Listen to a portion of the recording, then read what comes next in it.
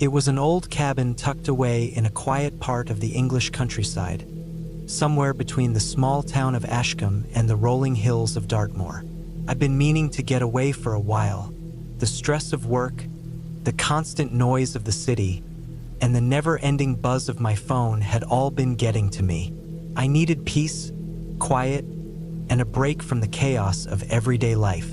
So, I decided to book this cabin for a weekend, thinking it would be the perfect place to relax, read, and maybe get a bit of writing done. The cabin itself wasn't much.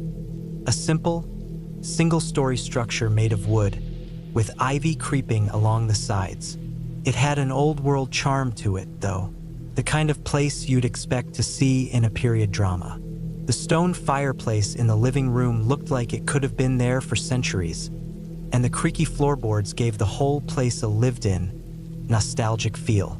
It was the sort of place where you could hear the wind howling outside, but inside, everything was still, almost too still. I arrived on Friday afternoon, unpacked my bag, and took a walk around the property.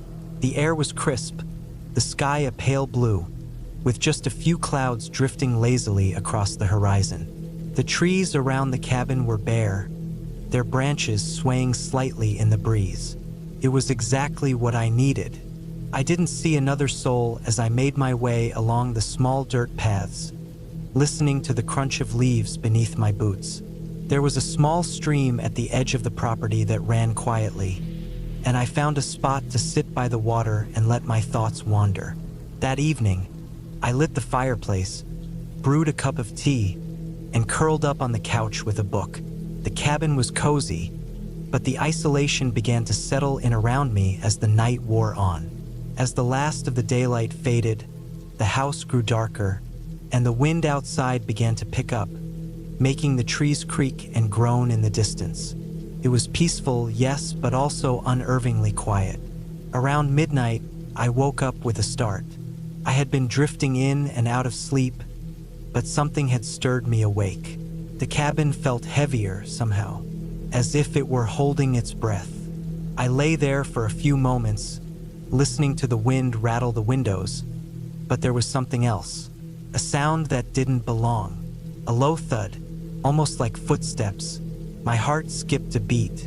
I told myself it was nothing, probably just the house settling or the wind playing tricks on me. But as I listened, the sound came again. It was soft but deliberate. I froze, holding my breath, waiting. Another thud, this time closer. My instincts told me to get up and check, but fear kept me rooted to the spot. I tried to convince myself it was just an animal, perhaps a fox or a badger wandering around outside. But deep down, I knew something was off. The feeling in the pit of my stomach told me this wasn't just some innocent creature. I grabbed the flashlight from my bag and slowly got out of bed. The floor creaked beneath my feet as I made my way to the door. I couldn't shake the feeling that someone was out there, watching. But when I opened the door and stepped outside onto the porch, I saw nothing, just the emptiness of the night, stretching out in all directions. I stood there for a while, listening to the wind and straining my eyes to make out any movement. But there was nothing. I began to think I had imagined the whole thing, the result of too much quiet and too little sleep. But as I turned to head back inside, I saw something in the corner of my eye, a figure standing at the edge of the trees. It was just a shadow, barely visible against the dark backdrop of the forest. But the way it stood still, unmoving, sent a chill down my spine. I couldn't make out any features, but the shape was unmistakably human. My first instinct was to run back inside and lock the door, but something held me there, frozen in place. Maybe it was curiosity, or maybe it was fear. Either way, I couldn't tear my eyes away from the figure. It was then that I noticed something even stranger. The man, or whatever it was, wasn't moving. He just stood there, facing me, like he was waiting. I couldn't see his face clearly, but I felt the weight of his gaze from where I stood. My breath caught in my throat, and I took a step backward. The flashlight flickered, casting strange shadows along the porch. I tried to call out, but my voice was trapped in my chest, thick with dread. Finally, after what felt like an eternity, the figure began to move. Slowly, as if he were gliding, he stepped forward, and that was when I saw it. A long, dark coat hanging loosely from his frame. The air felt colder as he walked toward me, the thud of his steps on the ground now unmistakable. I couldn't bring myself to turn and run. My feet were glued to the spot. Just as he reached the edge of the porch, he stopped. There was a long pause, and I held my breath, hoping beyond reason that he would turn and walk away. But instead, the figure tilted his head slightly, as though studying me. Then, with no further warning, he stepped into the shadows of the forest, disappearing as quickly as he had appeared. I stayed outside for a while longer, too scared to go back inside immediately. My heart was pounding in my chest, my hands shaking. I checked the surrounding area for any sign of him, but there was nothing. No footprints. No disturbances in the leaves. It was as if the whole thing had been a bad dream. Eventually, I retreated back into the cabin, locking the door behind me. I felt exposed, vulnerable in the silence of the night. The wind outside howled louder now, almost as if to drown out the sound of my thoughts. I didn't sleep much that night. Every creak of the cabin, every gust of wind against the window, made me jump. I kept expecting the man to appear again, but he didn't. Morning came, and I tried to push the incident from my mind. Maybe it had been a trick of the light or some figment of my overactive imagination. I wasn't sure, but as I stepped outside to grab some fresh air, I noticed something odd. Footprints. They weren't far from the porch, just off to the side, leading toward the trees where the figure had stood the night before. They were large, deep, and fresh, as though someone had walked there recently. My breath caught in my throat again as I stared at them. They weren't animal tracks. They were human, and they weren't mine. I followed them for a bit, my heart racing in my chest, but the trail led into the dense undergrowth, and I quickly lost it. I stood there for a while, staring at the trees, but no one appeared.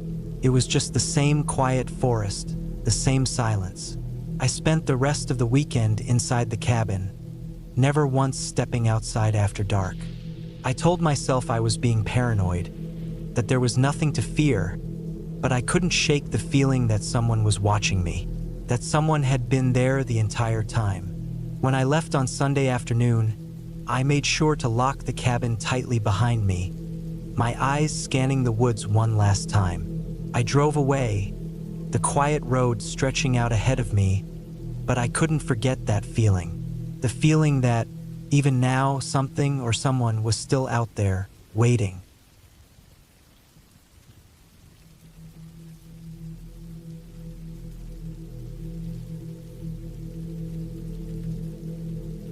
I've been fishing for as long as I can remember.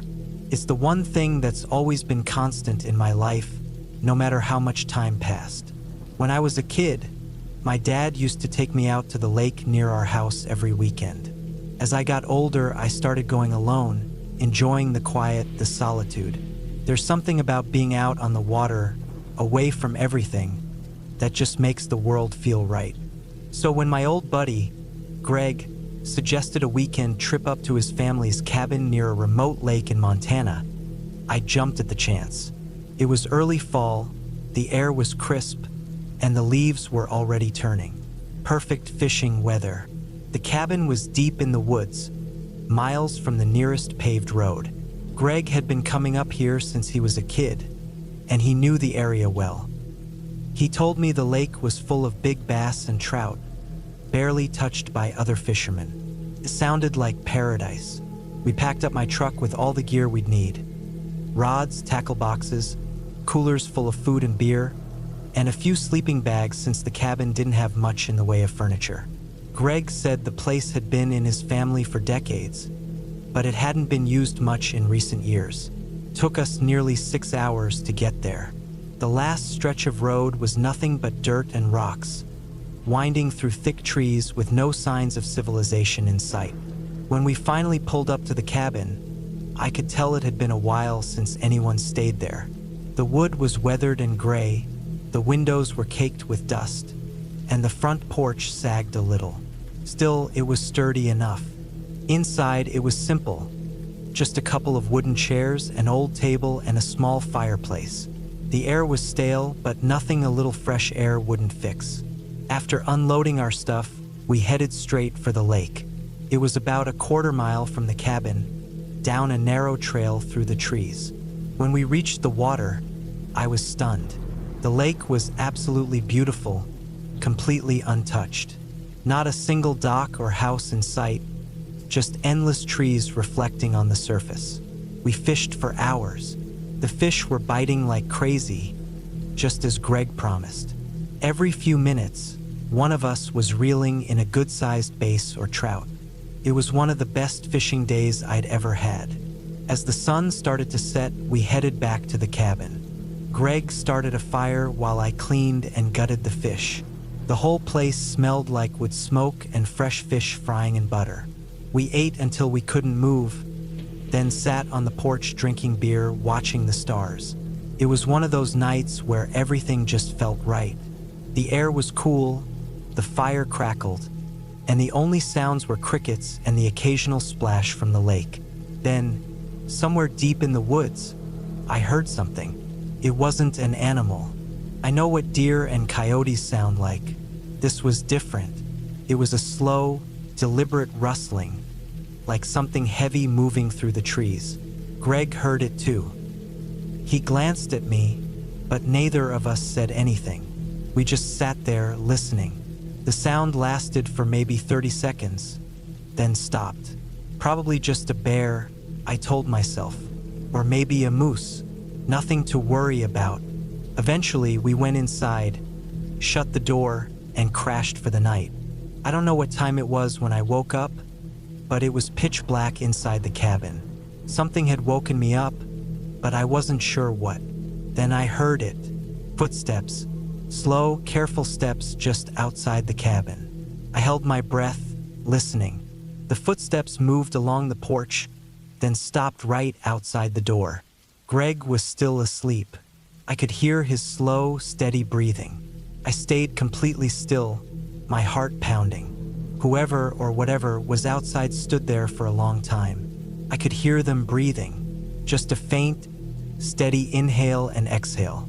Then, after what felt like an eternity, the footsteps moved away, slowly fading into the trees. I didn't sleep much after that. In the morning, I told Greg what I'd heard. He shrugged it off, said it was probably just a deer, but I wasn't so sure. We spent the day fishing again, but something felt off. The woods seemed different. The air felt heavier, the silence deeper.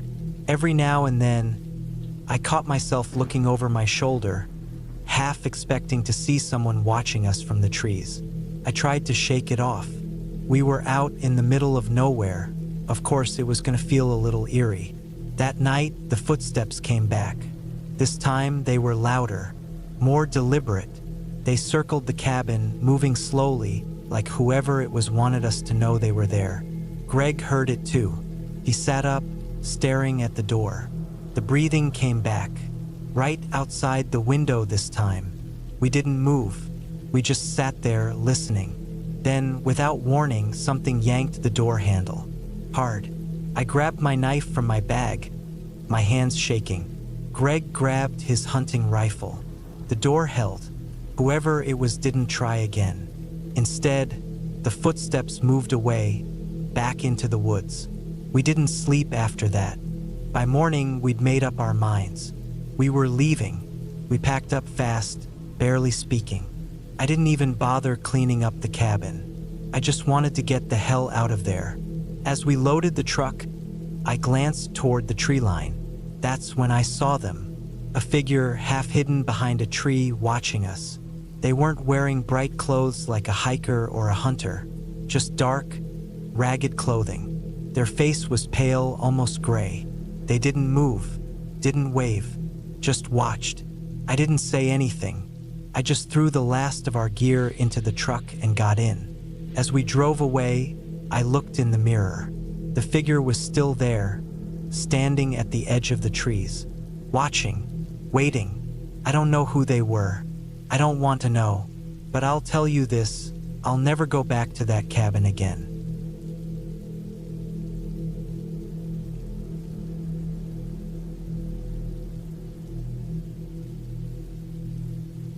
I took the night shift because it paid extra. Simple as that. I never cared about the job itself. Security guard for a stretch of unused land deep in the woods. Some company had bought up a bunch of property and planned to build a retreat out here, but construction got delayed. In the meantime, they wanted someone to patrol at night, make sure no squatters moved in, no kids came out here to get drunk, that sort of thing. Sounded easy. Just sit in a truck, check a few cameras, walk the property now and then. I didn't mind being alone, and I didn't scare easy. The job didn't even come with a gun, just a flashlight and a radio in case of emergencies. The nearest town was a good 40 minutes away, and I figured if something really bad happened, I'd just hop in my truck and leave. The property itself was nothing special. A dirt road led off the highway, winding through thick trees for about 2 miles before opening up into a clearing. There were a few unfinished buildings out here, a half-built lodge, a couple of frame houses that never got finished. But the place that stuck out the most was the cabin. It was old, much older than the rest of the structures. The company didn't build it. It had been there before, hidden in the trees, half swallowed by overgrown grass. They left it alone, probably figuring they'd just tear it down when construction actually started. Until then, it sat there, empty and rotting, a reminder that this land used to belong to someone else. The first few nights were boring. Just me, my truck, and the rain. It had been coming down steady all week, turning the dirt road into thick mud. The cameras were mounted on poles, but half of them were already dead by the time I got there. That left me with just a few working ones. One pointed at the entrance, one near the unfinished buildings, and one that happened to catch the edge of the old cabin. I didn't think much about the place at first. I didn't have a reason to go near it. But then, about a week in, I started noticing little things. First, it was just the feeling that something was off. Like when you're being watched, even though you know you're alone. I brushed it off. My mind playing tricks on me. Nothing new. But then I saw the door. I swore it had been closed. The camera barely caught the edge of the cabin, but I was sure when I started my shift, the door had been shut. An hour later, I glanced at the screen and saw it was open, just a crack. Maybe the wind, I thought, but the rain wasn't letting up, and there wasn't much wind at all. I told myself I'd check it out during my next patrol. By the time I got to the cabin, the rain was coming down in thick sheets, hammering against the trees. My boots sank into the mud, and the air smelled like wet leaves and old wood. The cabin sat just inside the tree line, barely visible from the main clearing. I stepped up onto the porch, my flashlight cutting through the dark. The door was open just like I'd seen on the camera. I pushed it the rest of the way with my foot. The inside was what I expected. Dust, broken furniture, an old wood stove in the corner. The place smelled damp, like the walls were soaked through from years of rain. I took a quick look around, checking for footprints in the dust. Any sign that someone had been there. Nothing. The place was empty. Still, I shut the door tight before heading back to my truck. That should have been the end of it. But when I checked the cameras again, the door was open. I felt my stomach drop. I had just shut that door. No wind, no animals. Nothing should have been able to open it again. I should have left it alone. I should have ignored it and gone about my night. But instead, I grabbed my flashlight and went back out into the rain. The door was wide open when I got there. I stepped inside, shining my light across the room. Still empty, but now the air felt heavier, thicker, like the whole cabin was holding its breath. I walked through the small space, checking the corners. The floor creaked under me. The rain beat against the roof. I was about to turn around when I noticed something. The dust. It was thick, untouched, except for where I had walked earlier. But now there was another set of footprints. Not mine. Bare feet. They led from the doorway to the far corner of the room. But there was nothing there. Just empty space. I felt my skin prickle. I followed the tracks with my light, heart pounding in my chest.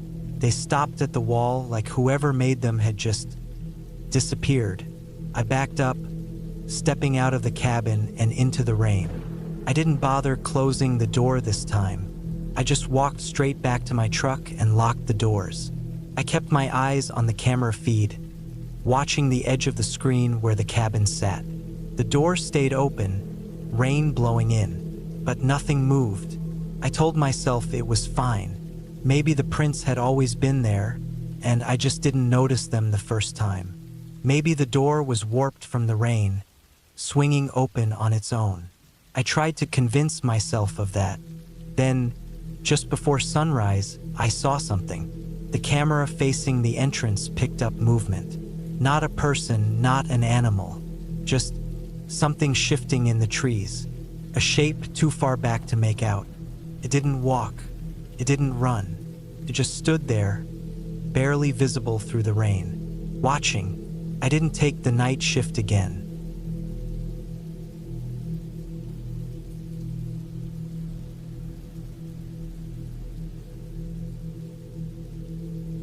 It was late October when I decided to head up to the cabin with my brother-in-law, Jake. We'd been talking about it for months, and I needed a break from the city. Jake was a cop, and with his schedule, he didn't often get much time off. But when he did, he liked to get away from the noise. It was a small cabin tucked away in a remote corner of the woods, about 2 hours outside of town. A place far enough from civilization to give you some space to breathe, but close enough that if something went wrong, help wouldn't be too far off. We arrived just before dusk, the last bits of daylight slipping away behind the thick trees as we unloaded the truck. The chill in the air made me pull my jacket tighter around myself, the scent of pine and fresh earth mixing with the dampness of the evening. Jake was quiet as usual, carrying the bulk of the gear while I handled setting up the fire pit. It was a bit of an odd mix. Jake being the tough, law and order guy, and me, the guy who didn't usually spend a lot of time away from the comfort of my own home. Still, something about the woods calmed me down. By the time we finished, the sun was gone, and the only light was from the fire. The flames crackled as they consumed the dry wood, casting long, dancing shadows on the trees. It was the kind of fire you could stare at for hours, lost in thought. I pulled out a beer from the cooler and leaned back against the wooden deck, taking in the peace. Out here, there wasn't a rush. No one was calling. No texts. No noise. Just the fire, the woods, and the night. But as the hours passed, something started to feel off. It wasn't anything major, just a nagging feeling at the back of my mind that I couldn't quite shake. I told myself it was the isolation. I hadn't been this far from civilization in a long time, and the quiet seemed unnatural. It wasn't that I felt scared, but the woods. They had a way of making me aware of how alone I was. Jake didn't seem bothered by it. He was the kind of guy who could sleep through anything, gunshots, sirens, the world falling apart. He had this way of shutting out everything that wasn't important to him. So, as the night wore on, he retired to the cabin while I stayed by the fire, watching the smoke curl up toward the sky. Then I heard it. A twig snapped. It wasn't close, but it wasn't far off either. I stood up slowly, trying to focus on the noise. I could feel my heart beat a little faster as the thought crossed my mind that it could just be an animal. But no animal I knew of would step so carefully. There was a rhythm to it, almost like someone was trying to be quiet but wasn't quite succeeding. I grabbed the flashlight I'd left by the fire and walked toward the source of the sound, my steps muffled by the thick layer of leaves covering the ground. The beam of light cut through the darkness, the shadows of the trees reaching long across the forest floor. There was nothing, no movement, no sign of anyone. I felt stupid. The woods could play tricks on you, especially in the dark. I turned around to head back to the cabin, telling myself it was nothing. Then I heard it again, this time much closer. My breath caught.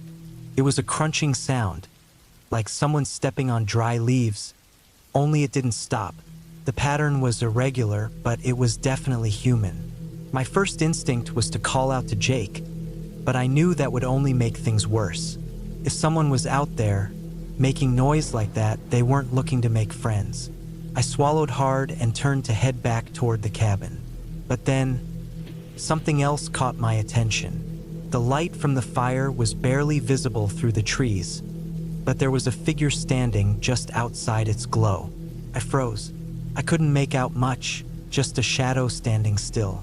But it was the shape that got me. It was too tall, too still, and something about it didn't feel right. Maybe it was the way the figure blended into the trees. Maybe it was the absolute silence that followed its arrival. I waited for what felt like an eternity, not daring to move. I couldn't see any details, no face, no clothing, no movement. But I could feel it. I could feel eyes on me even if I couldn't see them. I took a slow, shaky step back, and that's when I heard it. The sound of something heavy brushing against the trees. It wasn't the wind, I could tell that much. The movement was too deliberate. I turned around quickly and sprinted toward the cabin, the hairs on the back of my neck standing up as I heard footsteps following behind me, quick and purposeful. I slammed the door behind me and bolted it shut, panting. Jake was still inside, sitting at the table, his back to the door, but I knew he heard me. The unease in the air was thick, and I could feel him watching me without saying a word. "Did you hear that?" I asked, my voice barely above a whisper. He didn't respond right away, but I saw him stand up, his cop instincts kicking in. He grabbed his gun from the table and headed toward the door. "Stay here," he said before walking outside. I stood there, not moving, my mind racing. It wasn't until I heard him shout, something I couldn't make out, that I knew I had to act. I grabbed my phone and dialed 911, but the signal was dead. Of course it was. I rushed outside, hoping to make sense of what was happening. But when I stepped into the yard, I saw Jake standing in the middle of the clearing, staring at something. The expression on his face was one I'd never seen before. He wasn't a guy who got scared, but there was something about the way he looked at the trees that chilled me to the bone. There was nothing there, nothing I could see at least, but Jake's eyes were wide, his hand gripping his gun tightly, his body rigid. "Jake?" I asked, but he didn't answer. He was still staring into the trees, and that was when I heard it. A low, guttural sound, unlike anything I had ever heard before. It was coming from the direction Jake was staring. The noise was strange and haunting, like an animal, but more primal. Jake's grip tightened on his gun, and for the first time, I saw real fear in his eyes. "That's not right," he muttered under his breath, taking a step back toward the cabin. I didn't argue with him. I knew that whatever was out there wasn't something we were prepared for. We had no weapons, no backup, and no way to get help. We stayed inside the cabin the rest of the night, barricading the doors and windows, trying to ignore the sounds outside. Whatever was out there was circling us, getting closer. We could hear twigs snapping, branches moving, like something was walking around the cabin, circling, testing us. It was the worst kind of feeling, knowing there was something out there but not knowing what. By morning, whatever it was had disappeared. The woods were still, the usual morning birds singing, and there was no sign of anything. We didn't stick around to investigate. As we packed up to leave, Jake was quieter than usual. I think whatever we heard the night before had shaken him more than he was willing to admit. When we finally pulled out of the driveway and hit the main road, I felt a strange mix of relief and dread. The kind of dread you get when you know something is out there and you've narrowly escaped it.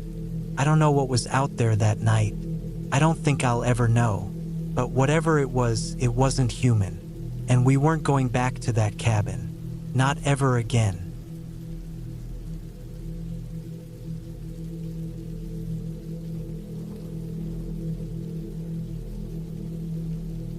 It was the middle of autumn, a cold October morning. The wind had a chill to it, swirling fallen leaves along the path I walked. I had just turned 23, but I was already used to being on my own. Growing up, my dad's best friend, Brian, always had stories about his days as a park ranger, working in some of the most remote areas of the mountains. I'd heard all about the cabins, how they were supposed to be secluded, a place for the rangers to rest when the weather got rough or when their work took them deep into the woods. Brian had been telling me about an old, forgotten cabin. It wasn't on any official maps anymore, not really, but he'd gone out there once or twice when he was younger. Over time, the cabin had been abandoned, left to fall apart under the weight of the years. But Brian had always told me there was something unsettling about that place. Something about the isolation, the quiet. It stayed with me, always in the back of my mind. This time, though, Brian didn't say much about it when I asked. He just mentioned, "It's out there. Just be careful." So, that's how I ended up walking through a thick, old-growth forest in the middle of nowhere, armed only with my backpack and a flashlight that I was pretty sure was just about to give out. I had been hiking for hours. The terrain was rough, and the deeper I went, the quieter it got. The wind had died down by then, and all I could hear was the crunch of dry leaves underfoot and the occasional call of a bird in the distance. I remember thinking it felt strange, like the air itself was too still, too thick. I couldn't quite shake the feeling that I was being watched, even though I knew there was nobody else out there. I had hiked into remote areas before, but this place felt different. The trees were so dense that daylight barely filtered through. I had a map, but it was old, and the markings were barely legible. Eventually, I came across something I hadn't expected, an overgrown path. It was almost impossible to see, barely a foot wide, but it was there. I decided to follow it, unsure if I was on the right track, but knowing that there was no turning back. The longer I walked, the more oppressive the silence became. The air was colder now, and the trees seemed to stretch up forever, blocking out any light. The path led me to a clearing, and there, partially hidden by the trees, was the cabin.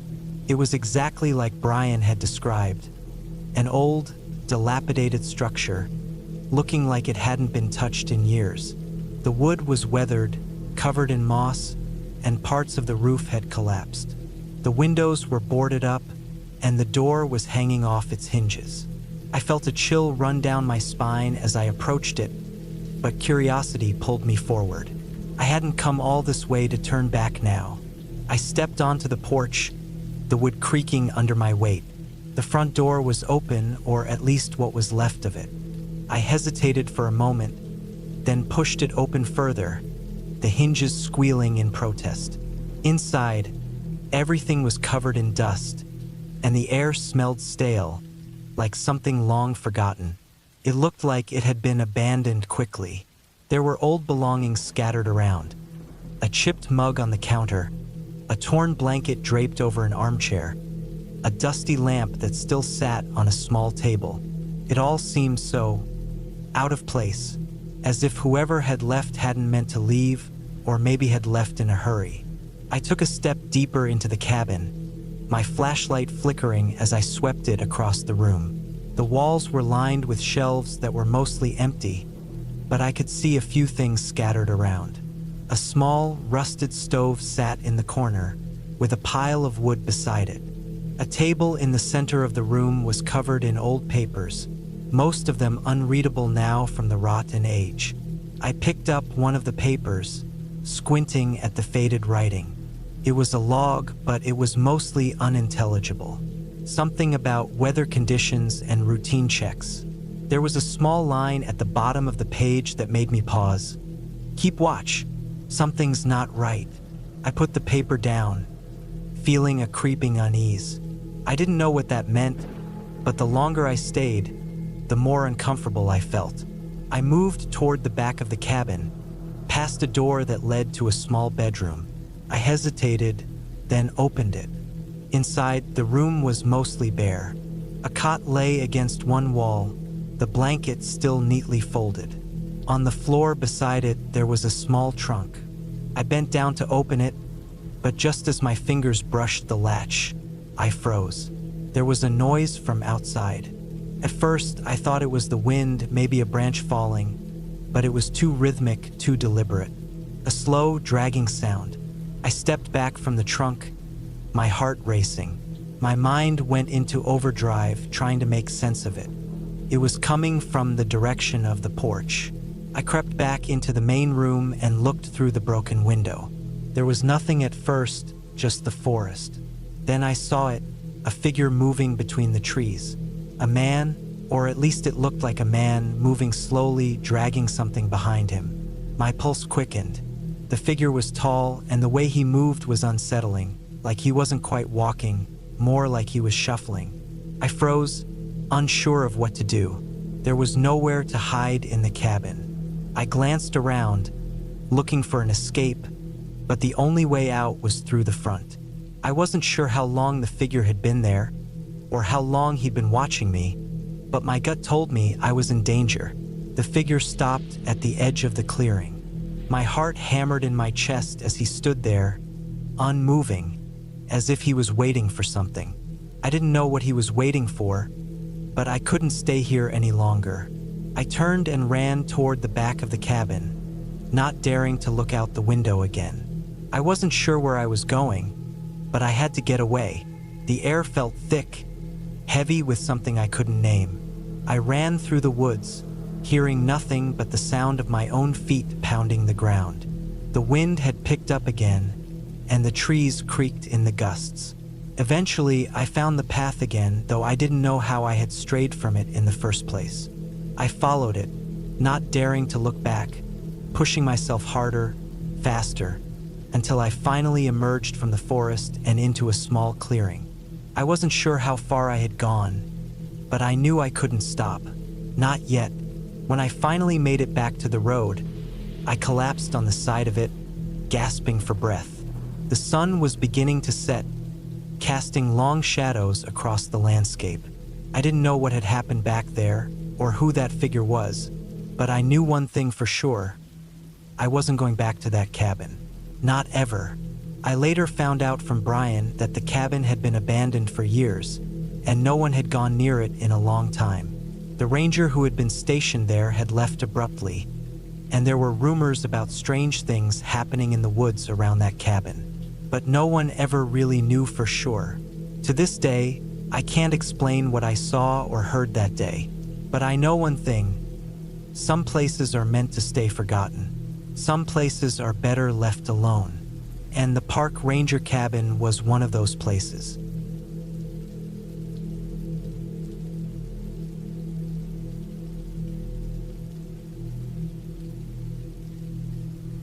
It was one of those weekends that felt like a lifetime ago.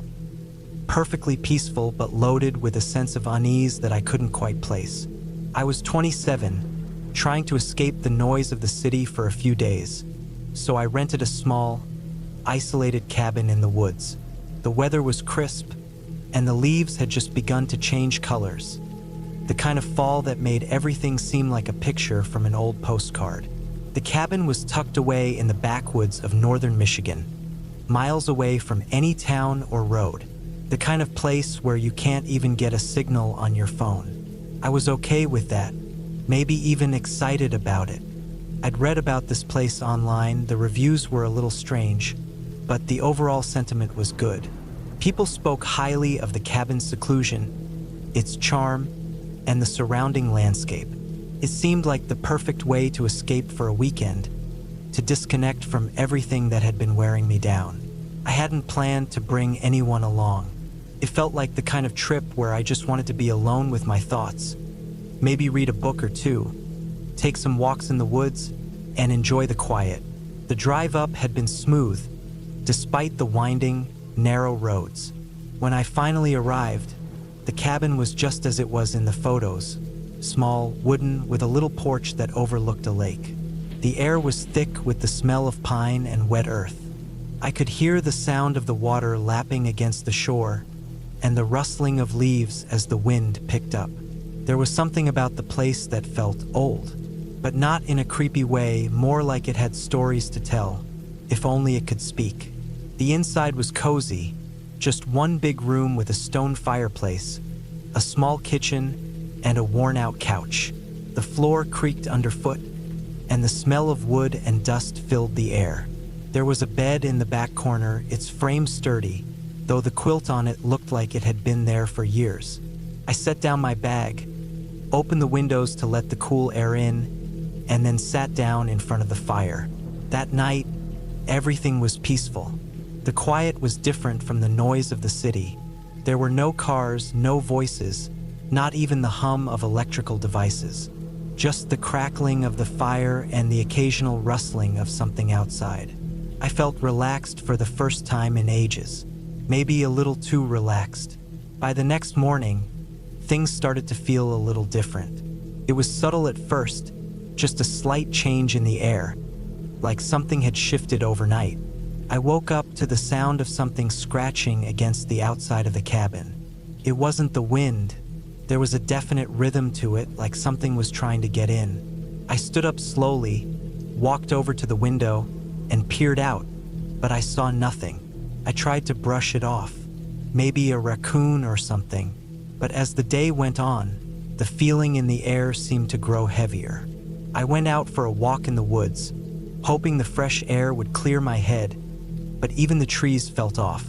The branches stretched higher than I expected, their shadows hanging lower than normal. It wasn't so much that the forest was frightening, but there was an unfamiliar tension, a sense that it wasn't quite as it should be. Still, I ignored it, chalking it up to the isolation. After all, it was the kind of place where things felt a little too quiet. That night, I couldn't shake the feeling that I wasn't alone. I had just finished making dinner when I noticed the scratches again. This time louder, more pronounced. They came from somewhere near the back of the cabin, and there was a subtle vibration in the walls that I hadn't felt before. My heart started to race. I wasn't sure what I was expecting, but the way the sound shifted, sometimes quick, sometimes slow, sent a cold wave over me. I grabbed a flashlight and went outside to check. The night was pitch black, the kind of dark where you can't see your hand in front of your face. The flashlight barely cut through it, the beam trembling as I moved toward the back of the cabin. The scratching continued, now louder, almost frantic, and I could hear something else, something like breathing. I turned the corner of the cabin, but there was nothing there. Nothing but a few scattered leaves and the cold wind rustling the trees. I stood frozen for a moment, straining to hear anything else. But the sound had stopped. I didn't know what to think. I considered the possibility that it was an animal, maybe a raccoon or a bear or even a wild dog. But there was something about the way it moved, how the scratching sounded like it was coming from the wall itself, that made me hesitate. Animals don't scratch with that kind of rhythm. That night, I decided to lock all the doors and close the windows tight, even though the air had been so fresh earlier. It was hard to fall asleep, but eventually, I drifted off. The house creaked in the silence. It wasn't until I heard something that I knew for sure. This was no animal. The scratching came again, but this time, it was louder, more desperate. It felt like it was coming from inside the walls of the cabin. I sat up in bed, my breath coming short and fast. I grabbed the flashlight again, but as I stepped toward the door, I heard it, a faint whisper, just on the edge of hearing. I froze, my heart thudding in my chest. I've never been the type to jump at every little noise, but there was something about this place that made my skin crawl. Something about it wasn't right. The whisper turned into a soft knocking, came from the back wall of the cabin. There was no mistaking it now. I knew someone was trying to get inside, I grabbed the biggest knife I could find from the kitchen. It felt foolish to be standing there, shaking with fear, holding a knife, but what else could I do? I walked slowly towards the door, turned the lock, and stepped outside. The forest was even darker than before, the trees looming tall and silent.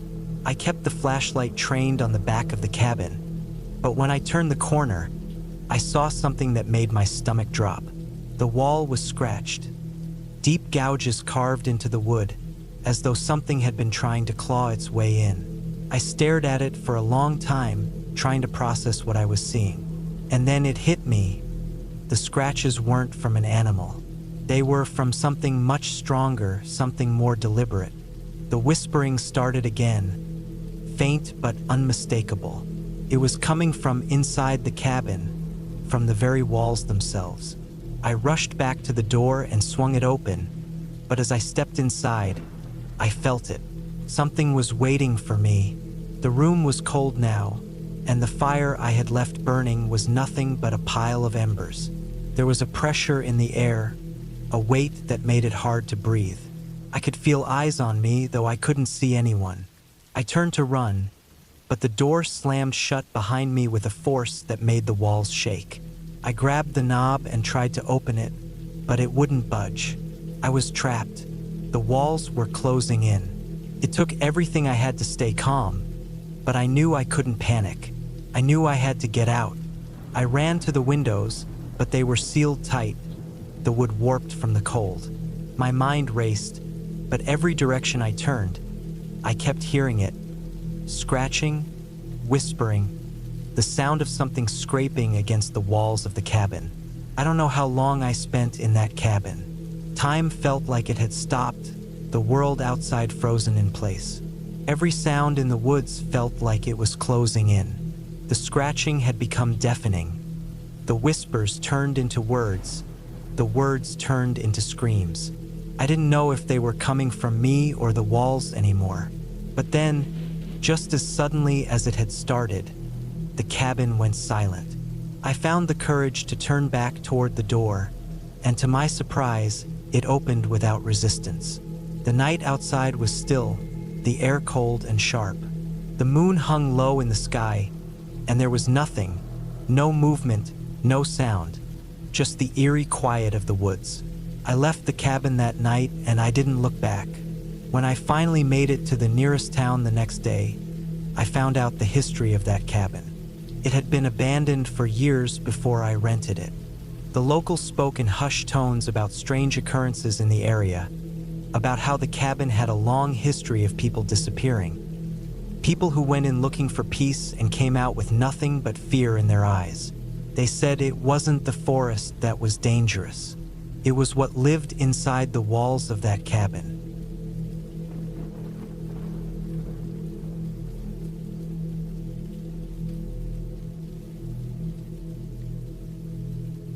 It was the kind of quiet only the deep woods could offer. The Amazon rainforest, known for its towering trees, vibrant wildlife, and thick undergrowth, was an unfamiliar landscape to me. I had never set foot in the Amazon before, but my friends and I were eager for a secluded getaway. We rented a small cabin in a remote area of Brazil, far enough from civilization that there were no distractions, no other visitors, just the wilderness. I was 28 years old, an experienced hiker and camper, so the isolation didn't bother me. I was used to nature, to the sounds of animals in the night, the rustling of leaves, and the distant calls of birds. But nothing could have prepared me for the way this place felt different. From the moment I stepped onto the cabin's porch, a strange tension seemed to hang in the air. The heat was unbearable, the humidity sticking to my skin as I breathed in the thick, damp air. The air was alive with buzzing insects, the occasional cry of something I couldn't identify in the distance. The cabin itself was small, weathered, with wood that looked ancient and darkened from years of exposure. But it was cozy enough for the few days we planned to stay. The first day was uneventful. We unpacked, got settled, and spent the afternoon lounging around, talking about our past trips and catching up on life. The evening came quickly, and we made a small campfire to roast marshmallows and share stories. But as the fire crackled, I couldn't shake the feeling that something was watching us. It wasn't a physical presence, not like an animal, but a more subtle, unnerving feeling that something just wasn't right. When darkness finally fell, the cabin seemed to shrink, the shadows creeping in from the corners of the room. The forest outside seemed to grow louder, the chirps of insects blending with the strange calls of animals I couldn't place. I tried to brush off my discomfort, telling myself it was just the unfamiliar setting. But as I lay in bed that night, I heard it, a faint scratching sound, like nails on wood. I froze, straining my ears. Came again, this time louder, followed by a slow, rhythmic tapping, almost like someone or something was knocking. I lay still, unsure whether to investigate or to ignore it. But the noise didn't stop. It grew more insistent. I cautiously got out of bed, grabbed a flashlight, and opened the door to the porch, stepping outside into the oppressive heat. The night was still. The only sounds were the rustling of the trees in the wind and the hum of insects. There was nothing, no sign of any animal, no movement from the shadows. But something didn't feel right. The hairs on the back of my neck stood up, a cold sweat forming across my forehead. I stepped further out, shining the flashlight into the trees. The beam of light cut through the dark, revealing nothing but dense foliage and thick vines. I turned around, intending to go back inside, but then I saw it, a faint trail of footprints in the mud, leading from the forest directly to the cabin. My heart pounded in my chest. The prints were too big to be animal tracks, too deliberate. Someone had been here, but why hadn't I heard anything? Why hadn't I noticed it earlier? I didn't waste any time. I locked the door and drew the curtains shut, trying to ignore the gnawing fear that twisted in my stomach. My mind raced with possibilities, trying to convince myself it was nothing. Maybe a local had wandered up to the cabin to check on us? But the tracks didn't make sense. The nearest neighbor was miles away, and no one was supposed to be here. The next morning, I reluctantly told my friends about what happened. Of course, they brushed it off, telling me I was probably just spooked from the unfamiliar place. We decided to head out on a hike through the jungle, hoping the daylight would offer some comfort. The dense canopy above provided a welcome break from the sun's heat, but the strange feeling from the previous night didn't leave me. The trail we followed led deep into the heart of the forest, the ground soft underfoot, the air thick with humidity. We hadn't seen any signs of wildlife, save for a few birds high in the trees. But then, as we rounded a bend, we came across something that stopped us in our tracks. It was a small clearing, and in the middle stood a series of stone pillars, weathered and covered in moss. They didn't look natural, their shapes too precise, too arranged. The ground around them was cracked and disturbed, like something had been dragged through it. Something in the air shifted, and I felt that same unease creeping back. It was as if the forest itself was holding its breath. I tried to shake it off, to tell myself it was just an old structure from a bygone time, maybe even the remnants of some indigenous site. But it felt wrong, like we weren't supposed to be there. A chill ran down my spine as I glanced around, half expecting to see eyes watching from the trees. We quickly left the clearing, but the unease lingered. We didn't speak much as we hiked back to the cabin. When we returned, I couldn't shake the feeling that something was different. The air around the cabin felt heavier, like the weight of the trees themselves was pressing down on us. I couldn't tell if I was imagining it or if something was really wrong, but the cabin felt off. That night, the noises came again, louder than before. There was no mistaking it now. Something was outside, scratching, tapping. This time, I didn't go out. I stayed in bed, holding my breath, praying it would stop, but it didn't. The noises came closer. It sounded like something, or someone, was pacing back and forth around the cabin. The next morning, we discovered more signs of disturbance.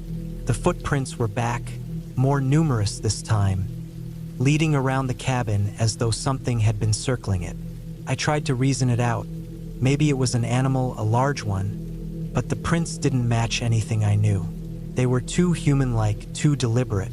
We decided to pack up and leave, but as we started to gather our things, we noticed something that froze us all in place. The door to the cabin, which we had locked the night before, was wide open. The lock was undisturbed, but the door itself had been swung open from the inside. Panic set in. I was the first to make a move, grabbing the bags and heading toward the truck. The others followed quickly, but the feeling of being watched was suffocating, the air thick and oppressive as we hurried to leave. Just as we reached the truck, I heard it, a soft, almost inaudible whisper coming from the woods behind us. It wasn't words I could understand, but the tone, it was like a warning, a threat. I didn't look back. We didn't talk much on the drive back to civilization. I kept my eyes glued to the road, the gnawing fear still simmering in my chest. We never spoke about what happened at the cabin again, and I didn't ask. I didn't need to.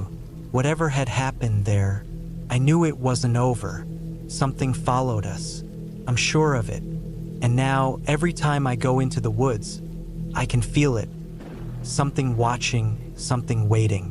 The memory lingers, a presence I can't escape. I try not to think about it, but I can't help it. The forest was alive in a way I'd never understood. It doesn't forget, and neither do I.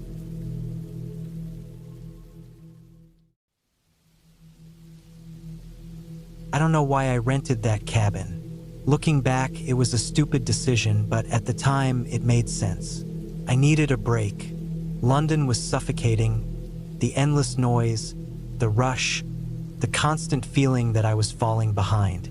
My job wasn't even that bad, but it drained me in ways I couldn't explain. So when I found a cheap, remote cabin for rent in Northumberland, it felt like a sign.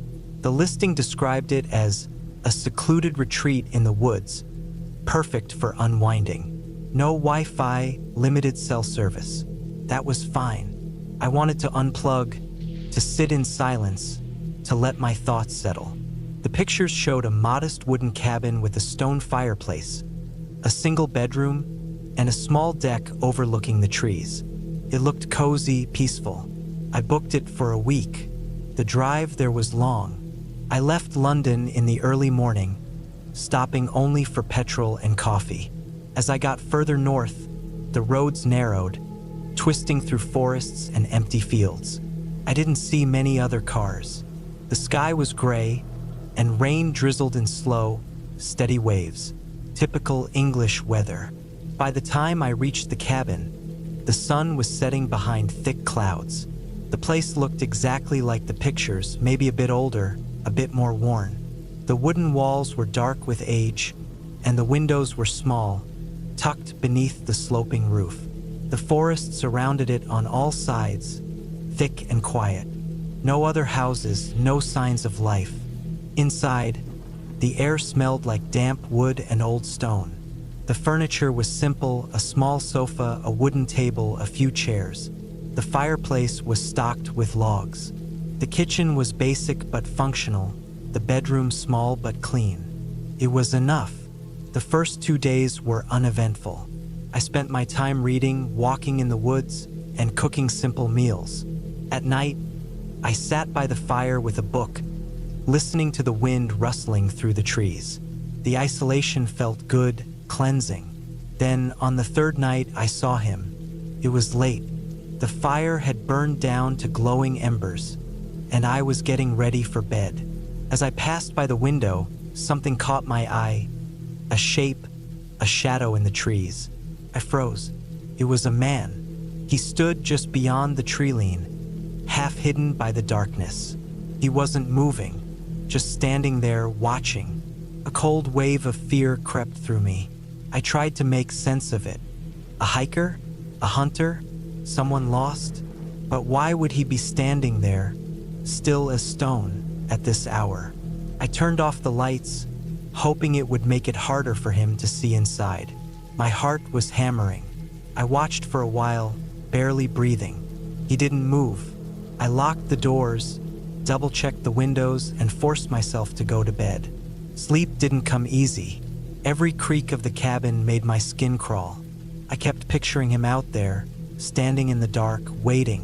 When I woke up, the first thing I did was check outside. He was gone. Relief flooded through me. Maybe it was nothing. Maybe it was just some random guy passing through. Maybe I'd imagined it. I shook off the fear and went about my day. I forced myself to enjoy the quiet, to push the thought of that man out of my mind. But the feeling lingered, a tight knot in my stomach. That night, I made sure all the doors and windows were locked. I kept the curtains drawn. I didn't want to see anything outside, but it didn't matter. Sometime in the middle of the night, I woke up with a jolt. I didn't know why at first. Then I heard it. Soft, slow footsteps outside.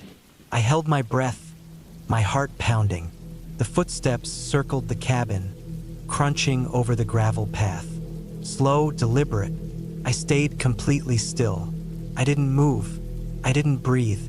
Then silence. I didn't sleep for the rest of the night. I told myself it was an animal. A deer, maybe, but I knew that wasn't true. I started carrying a knife from the kitchen, keeping it next to me at all times. I moved a chair against the front door at night, as if that would make a difference. By the 5th day, I was barely holding it together.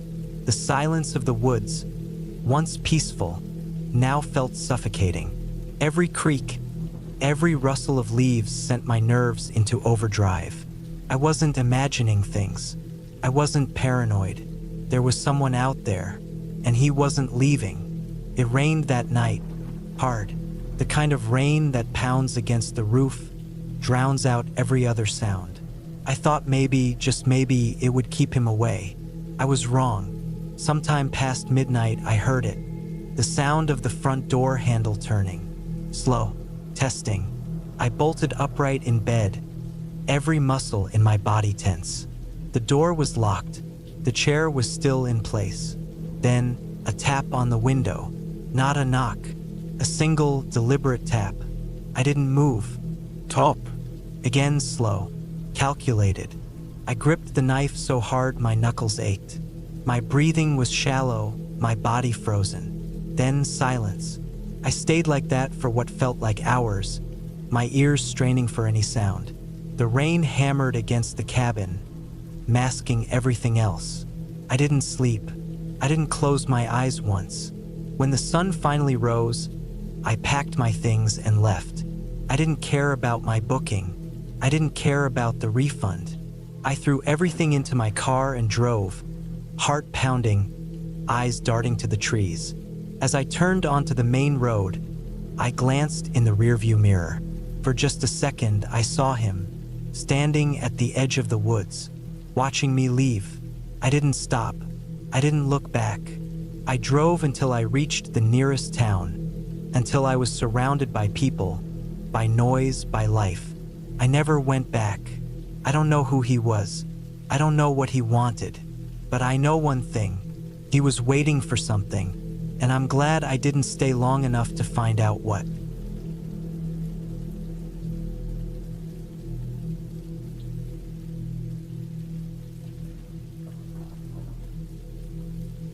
I retired early. It wasn't by choice, it was more the force of things than anything. After 25 years with the force, you either go out on your own terms or the job wears you out. I wasn't gonna let it wear me out. Too many colleagues I had seen go the other route. The stress, the hours, the constant danger, it changed them. I didn't want to end up like that. So, I bought a little cabin up north, somewhere in the dense woods of the Adirondacks. It was supposed to be a fresh start, a place to clear my mind and finally enjoy some peace after the chaos of the city. The property was cheap, tucked away in a part of the forest most people didn't bother with. And that was exactly what I wanted, solitude. I didn't want neighbors. I didn't want people to bother me. I wanted to hear nothing but the wind through the trees and the crunch of leaves underfoot. The cabin itself was a small, simple structure, a one-room shack with a loft above for sleeping. There was a stone fireplace, a wood stove for heat, and a small kitchen with an old-fashioned gas stove. It didn't have electricity, just a couple of oil lamps for light at night. It was the perfect place to disappear. I wasn't entirely isolated, of course. There was a small town about an hour's drive away, but I wasn't there to make friends. I wasn't there to mingle. I was there to be alone with my thoughts. The only real connection I had to the outside world was the radio, which only worked if the weather was good. That was fine by me. I didn't care much for the news or the noise of the world. My first month there went by without incident. I spent most of my time fixing up the cabin, chopping wood, and going on long walks through the forest. The air was fresh, and the quiet was deafening in the best possible way. But then, one evening, as I was sitting by the fire, I noticed something strange. It was just after dark, around 9 p.m. The fire had burned down to embers, and I had just made myself a cup of coffee when I heard it. A faint rustling noise coming from the woods outside. It wasn't the sound of an animal, though. It was too deliberate, too human. I stood up, careful not to make a sound, and walked over to the window. The moon was full, casting a pale light across the forest. I didn't see anything at first, but I could feel that something was off. The hairs on the back of my neck stood up. It was that old cop instinct. Something wasn't right, and I knew it. I grabbed my flashlight from the table and stepped outside, the cold air biting at my skin. The beam of light cut through the darkness, but it didn't reveal anything unusual. No signs of movement, no animal tracks. Still, I couldn't shake the feeling that I wasn't alone. The sound came again, closer this time. I whipped the light around, but all I saw was trees. Tall, thick pines that stretched up into the night sky. But there was something in the way the trees shifted, like they were hiding something. A figure, maybe two figures. I knew better than to go rushing out there. I'd spent enough years on the force to know that when you feel something's off, you don't just run headlong into danger. You wait, you observe, and that's exactly what I did. For the next few hours, I kept an eye on the woods from the safety of the cabin. I didn't see anyone, but the feeling of being watched never left me. I finally forced myself to sleep, though it wasn't easy. Every creak of the cabin seemed louder than usual. Every gust of wind felt like it was pushing against the walls. The next morning, I checked around the perimeter of the cabin. No signs of forced entry, no tracks in the snow. Everything seemed normal, but there was still that nagging feeling in the pit of my stomach, like something was off. A week passed, and I started to convince myself that maybe it was just my imagination. Maybe the isolation had finally gotten to me. But then it happened again. I was inside, chopping wood for the stove when I heard the rustling sound once more, this time closer, right outside the cabin. I froze, the axe in my hand, and listened. The sound was unmistakable now, footsteps, soft, slow, deliberate. I slowly set the axe down and crept to the window. Through the glass, I saw a shadow moving just beyond the tree line. I couldn't make out details, but I could see the shape of someone, tall, thin, and moving like they knew I was watching. I grabbed my rifle, the one I kept for protection. I wasn't worried about bears or wolves, but a person? That was something else entirely. I waited in silence for what felt like hours, but nothing else happened. Whoever it was didn't come closer, and I didn't hear any more footsteps. After a while, I began to doubt myself. Maybe it was an animal. Maybe the wind was playing tricks. Couldn't be sure, but I wasn't taking any chances. I decided to head into town for a few days to clear my head, just to make sure I wasn't losing it. I locked up the cabin and drove down the winding road that led to the town. It felt good to be away from the woods for a bit, to be around other people. The radio played softly in the background, and I tried to focus on the normal world outside my cabin. But even then, I couldn't shake the unease. Something wasn't right. I wasn't sure what, but I knew I needed to figure it out.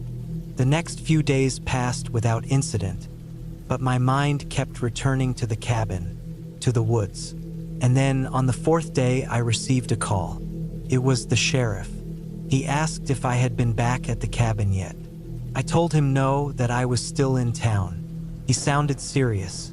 "There's been a break-in. Someone's been snooping around your place." My stomach dropped. I asked if they had caught the person, but he said no. Whoever it was had left without a trace.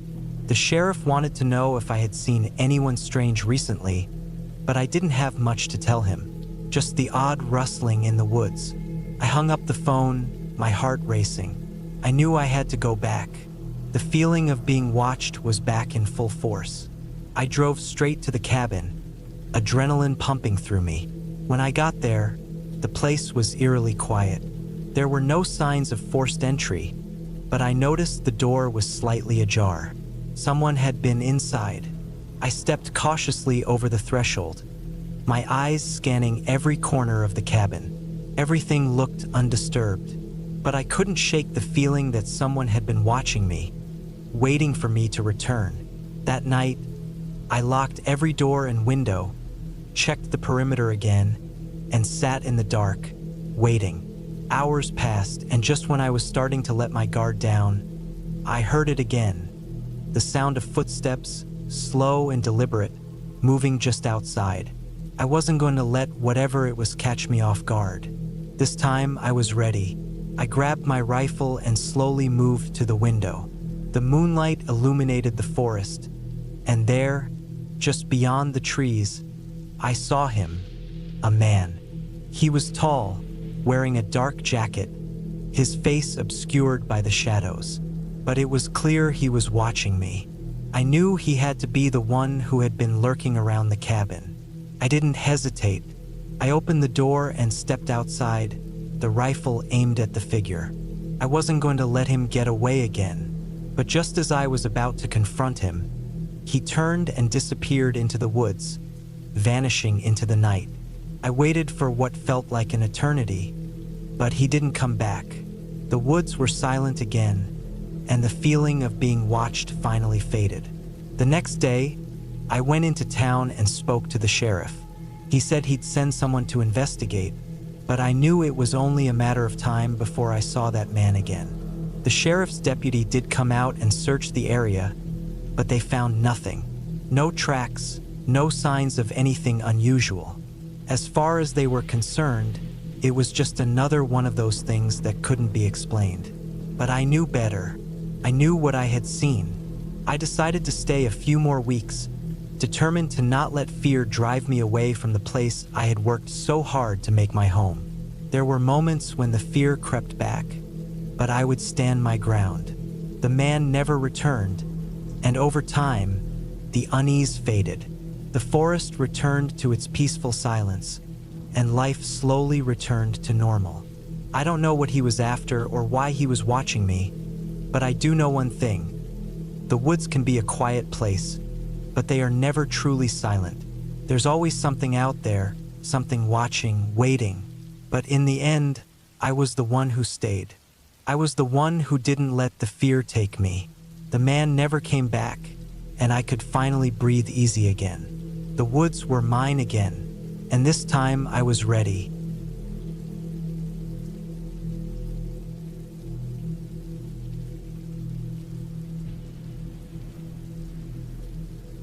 I never really thought much about the cabin when my friend first invited me up to his family's place for the weekend. The promise of peace, some time away from work, and the chance to let my dog, Max, stretch his legs in the wide open seemed like the perfect escape. The woods had always seemed like a quiet, safe place to me. There was something reassuring about the stillness of the trees, the steady hum of nature that always felt so far removed from the city. Max, a shepherd mix, had been with me for 5 years. He was always by my side, loyal and protective. We were close, the kind of bond that only grows with time and experience. He'd been through my roughest moments, and I had been there for him when he was just a pup, scared of his own shadow. We drove up to the cabin early that Friday afternoon. It wasn't the kind of cabin you'd find on Pinterest. No modern amenities or large windows to let in the sunlight. It was old, worn, and looked like it had been standing for decades, if not longer. The roof had patches, and the wood was grayed by the elements. My friend, Adam, assured me it was perfectly safe and that it was the perfect place to relax. As we arrived, I could already tell that the cabin sat on the edge of something vast. The woods stretched out in all directions, a dark, thick tangle of trees that seemed to close in around us. There was something unsettling about it, a presence I couldn't quite put my finger on. I unloaded the car while Adam wandered around, checking on things, making sure everything was in order. Max immediately started sniffing around, his tail wagging with excitement, oblivious to whatever unease was creeping into the pit of my stomach. I made a mental note to keep him close, just in case.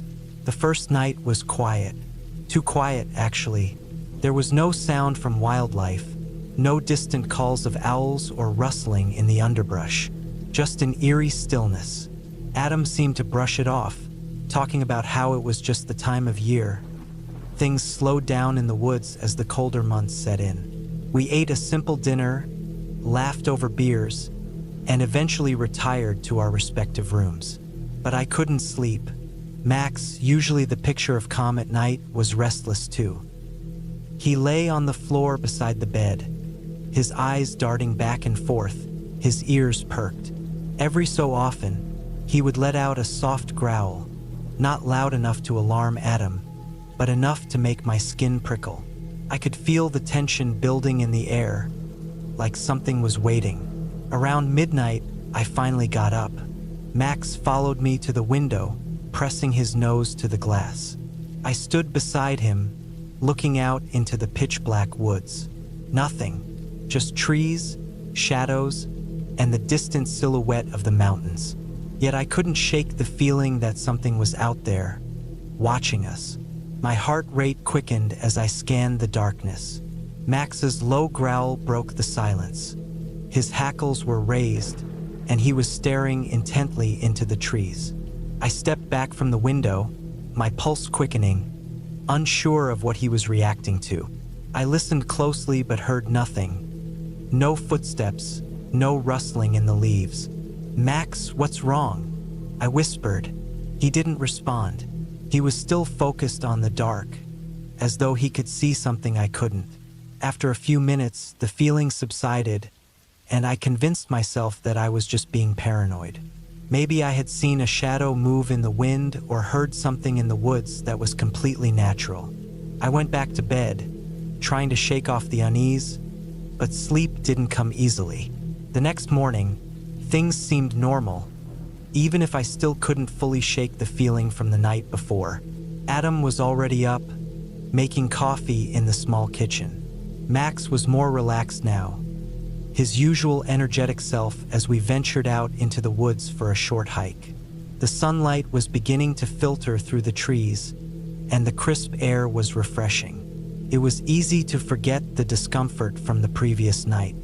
We spent the day exploring, walking down trails that led deeper into the forest. Max was in his element, running ahead and sniffing around with excitement. Felt like a normal day out in nature. But every time we took a break, I couldn't help but look over my shoulder, half expecting to see someone, or something, lurking in the trees just out of sight. But there was nothing, just the woods, thick and undisturbed. That evening, we lit a fire outside. Max curled up near my feet, content to relax after the long hike. The air had grown colder, and the shadows were stretching longer. As the fire crackled, I heard a noise in the woods. It wasn't a typical sound, though. It was a soft thump, as if something or someone was moving just beyond the edge of the clearing. I tensed, glancing at Adam. He was still fiddling with the fire, oblivious to the noise. Max's ears were up again, his eyes fixed on the trees. Another thump, closer this time. "Did you hear that?" I asked quietly. "Hear what?" Adam looked at me, his brow furrowed. "It's just the woods. Relax." I wanted to believe him, but the sound didn't sit right with me. It was too deliberate, like someone or something was walking around just out of sight, making sure we knew they were there. Max was on high alert now, his body tense and ready to spring into action. A sharp snap of a branch made me jump. Max let out a bark, low and threatening, and I stood up, instinctively moving between the noise and Adam. "Stay close," I said, my voice barely above a whisper.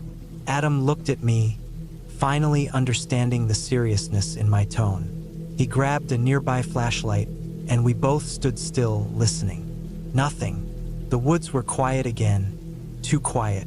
We didn't talk much after that. Max had gone silent, watching the darkness. I felt a cold knot in my stomach, the feeling that whatever was out there had been watching us, waiting for something. That night, I locked the doors and windows, which was something I hadn't done before. I wasn't sure if it was paranoia or instinct, but the thought of something being close to the cabin kept me on edge. Max lay by the door, not sleeping, his eyes never leaving the shadows outside. I eventually fell into a restless sleep, but the night was far from peaceful. Every creak of the floorboards, every shift in the wind outside, felt amplified. Max stayed close, and I woke several times to find him standing by the window, staring into the woods. Around 3 a.m., I woke to a sound that I'll never forget. A slow, rhythmic tapping on the cabin's outer wall. I sat up in bed, my heart hammering in my chest, my mind racing. The tapping continued, methodical, almost like someone was knocking, but the sound was coming from the wall, not the door. It was too deliberate to be random. My breath caught in my throat as I looked at Max. He was staring at the door, his eyes wide and alert. I didn't know what to do. I wanted to call Adam, but I didn't want to wake him. I didn't want to admit that I was scared. The tapping stopped. There was silence. Then, from the woods, a long, drawn-out howl echoed through the trees. Not an animal sound, too human. I grabbed Max's collar and pulled him toward me, holding him tightly. The hair on my neck stood up, and every nerve in my body was on high alert. I had no idea what was out there, but I knew one thing: we weren't alone. In the morning, Adam found some tracks near the cabin, but they were strange, human-like, yet distorted, as if someone had been walking in shoes too big for them. They led toward the woods, then disappeared. We didn't stick around much longer. It felt wrong, as though something had marked the place. Max was nervous, more so than usual, and I couldn't shake the feeling that we had been watched the entire time. We left that morning, not bothering to pack anything more than the essentials. I kept glancing over my shoulder as we drove away, half expecting to see someone standing in the trees, watching us leave. As we drove down the winding road, Max finally relaxed. He lay down in the back seat, his head resting on his paws. The tension that had been building for days seemed to lift. But deep down, I knew one thing for certain. We'd be avoiding that cabin in the woods from now on, and I wasn't sure I would ever truly feel safe again.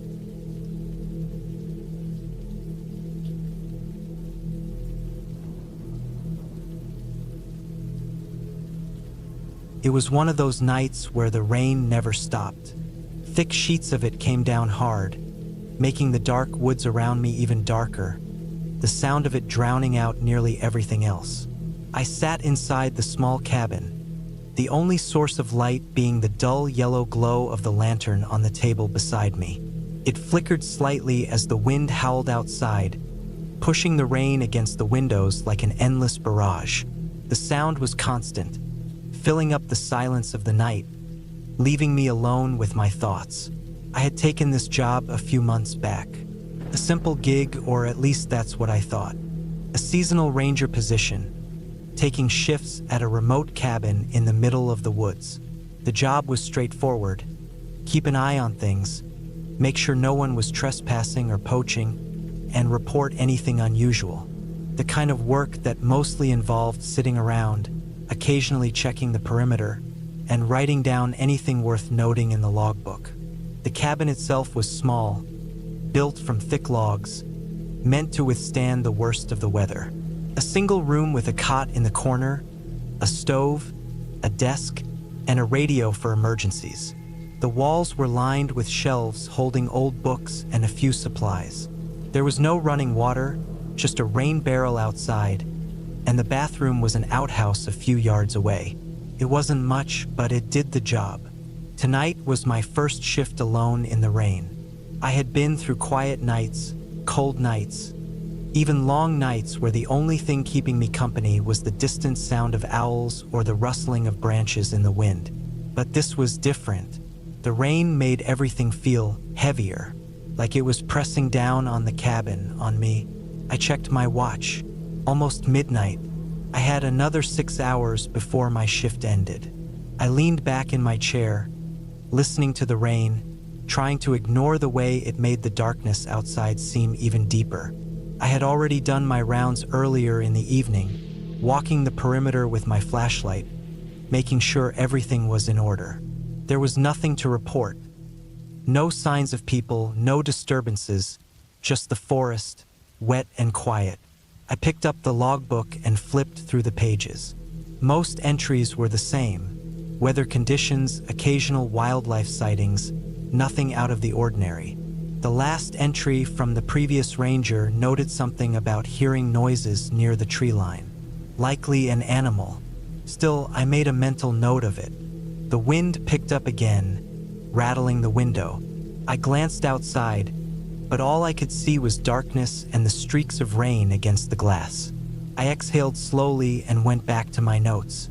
Then I heard it. A noise, faint but distinct, somewhere outside. I sat still, listening, heart picking up pace. The rain made it hard to tell, but I was sure I had heard something beyond the wind and water. A rustling sound. I reached for my flashlight and stood up, careful to move slowly. The floor creaked under my weight as I stepped closer to the window. I couldn't see anything, but that didn't mean there was nothing there. Maybe a deer, maybe a branch breaking under the weight of the rain, but maybe not. I grabbed my jacket and slung it over my shoulders before unlocking the door. The moment I stepped outside, the cold hit me, sharp, cutting through my clothes. My boots sank slightly into the wet earth as I raised the flashlight and swept it across the clearing in front of the cabin. Nothing. The rain made it hard to see beyond a few yards. The trees stood tall, their branches heavy with water, swaying slightly in the wind. I moved forward slowly, scanning the area. Then I saw them. Footprints. Fresh ones. They led from the tree line toward the cabin, stopping just a few feet away from where I stood. I swallowed hard, my pulse now hammering in my ears. The prints were deep, clear even in the mud. Someone had been here, recently. I turned my flashlight toward the trees, squinting, trying to see if there was anything, or anyone, out there. But all I saw was darkness and the endless rain.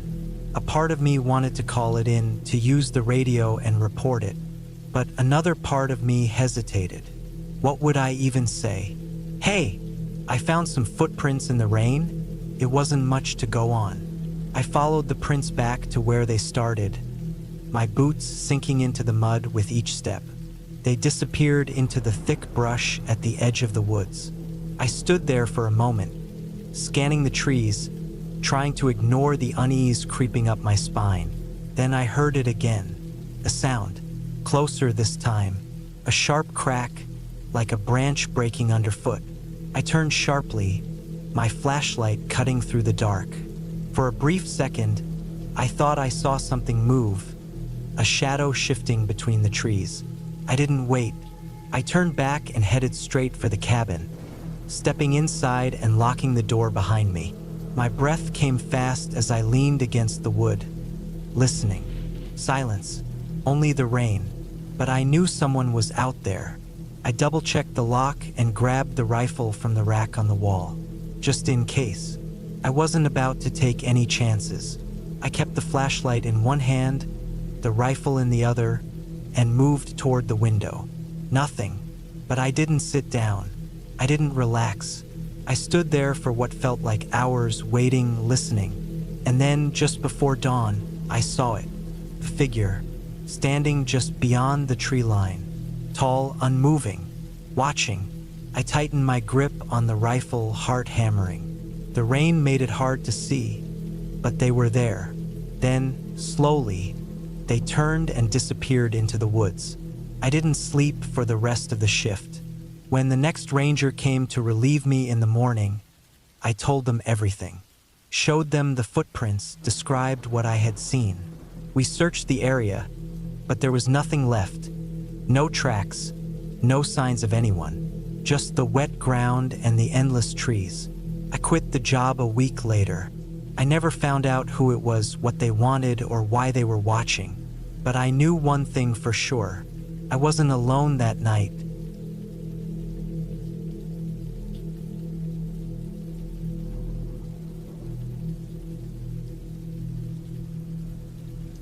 It started with a favor. My uncle owned a hunting cabin deep in the woods of Montana, a good 40 miles from the nearest town. He'd built it in the late 80s as a getaway, a place to escape when life got too loud. It had no electricity, no running water, and only a wood stove for heat. The kind of place you went when you didn't want to be found. I'd been there a handful of times growing up, mostly tagging along with my dad when he and my uncle hunted elk. I never liked it much. Too quiet, too many shadows in the trees. The nights were long out there, stretched thin by the kind of silence that made your ears ring. Uncle Ray wasn't using the cabin much these days. His knees were shot, and he spent more time watching hunting shows than actually hunting. But he refused to sell it. Too much of myself in that place, he'd said. That's where I came in. He called me up in early October, said some out-of-towners had been messing around his property. Hunters, maybe, or kids with nothing better to do. Tracks in the dirt, a busted lock on the woodshed. Nothing taken, but it rattled him enough to ask if I'd go check it out. Stay a night or two if you want, he told me. Make sure everything's in one piece. I didn't have much going on. I was between jobs, recently single, and a little cash-strapped. He offered me a few hundred for the trouble, and that was good enough for me. I packed light, just my old .30-06 rifle, a sleeping bag, a few canned meals, and a case of bottled water. The drive out took most of the afternoon, the highway giving way to gravel roads, then dirt trails lined with pines. By the time I pulled up to the cabin, the sun was already dipping behind the trees. It looked the same as I remembered. A squat, one-room structure with a tin roof, its porch sagging under years of hard winters. The woodshed out back stood with its door hanging open. The lock snapped clean off. The cabin door was locked, though. That was a good sign. I did a quick sweep of the area before the light faded. Didn't see much, just some boot prints in the dirt near the shed. Might have been my uncle's from his last visit, might not. Inside, the cabin smelled like dust and old wood.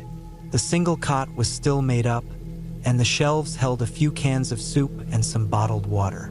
I lit the kerosene lantern and settled in for the night. It was colder than I expected. I got the wood stove going, heated a can of chili, and ate in the dim lantern glow. Outside, the woods pressed against the cabin like a solid wall. No wind, no crickets, just heavy silence. Then, around midnight, I heard something. A rustling.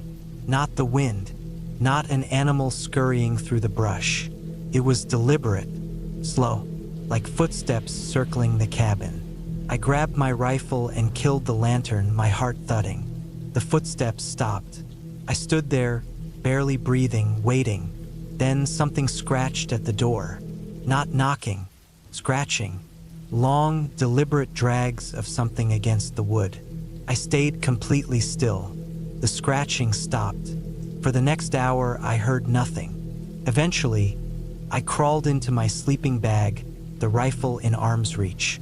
Sleep didn't come easy. Morning came pale and cold. I stepped outside, rifle in hand, scanning the trees. That's when I saw them. Footprints. Not boots, bare feet, human but wrong. The toes were too long, the arch too high. They led from the treeline to my porch, then back into the woods. A chill worked its way up my spine. I followed the tracks a little ways before they disappeared into the brush. Too many years in the woods told me this wasn't normal. I spent the day chopping wood, reinforcing the door with an extra plank, trying to shake the unease. But something was watching me. I could feel it. The air was too still. The birds were quiet. Even the squirrels seemed absent.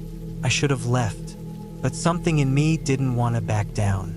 As the sun set, I built a bigger fire in the stove and loaded my rifle. That night, the noises came back. Footsteps circling the cabin. A low, guttural sound just beyond the trees. Then something spoke. It was my voice. A perfect imitation, drifting from the darkness. Let me in. I clenched the rifle so hard my fingers ached. It laughed. A dry, rattling chuckle, like someone choking on dust. I didn't sleep. I was done. At dawn, I packed my gear, doused the fire, and threw everything in the truck.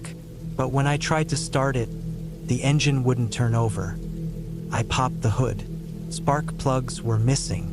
Someone had taken them. I felt eyes on me. The woods were too quiet. I wasn't making it out in the truck. That left me with two options: wait for help or hike 20 miles to the nearest road. Waiting wasn't an option. I grabbed my rifle, a flashlight, and enough supplies to make the trek.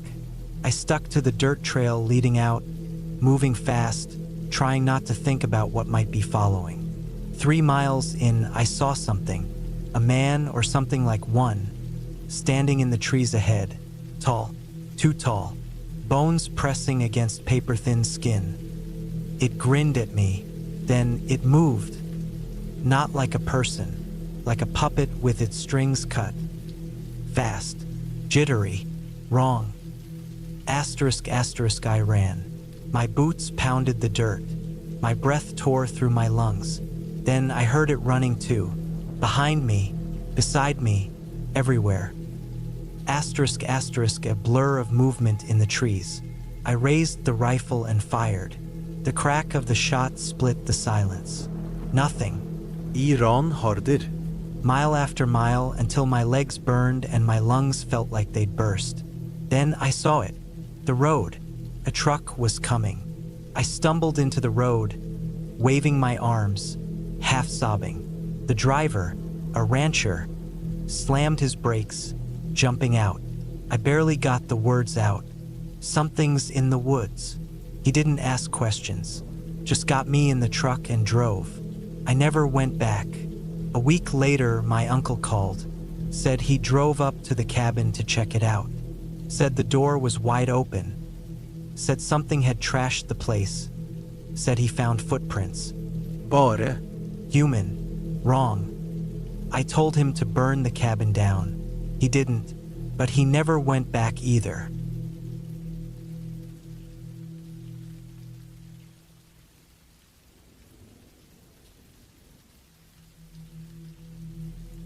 It was the kind of night that made you feel small and helpless, as if the world had just decided to swallow you whole.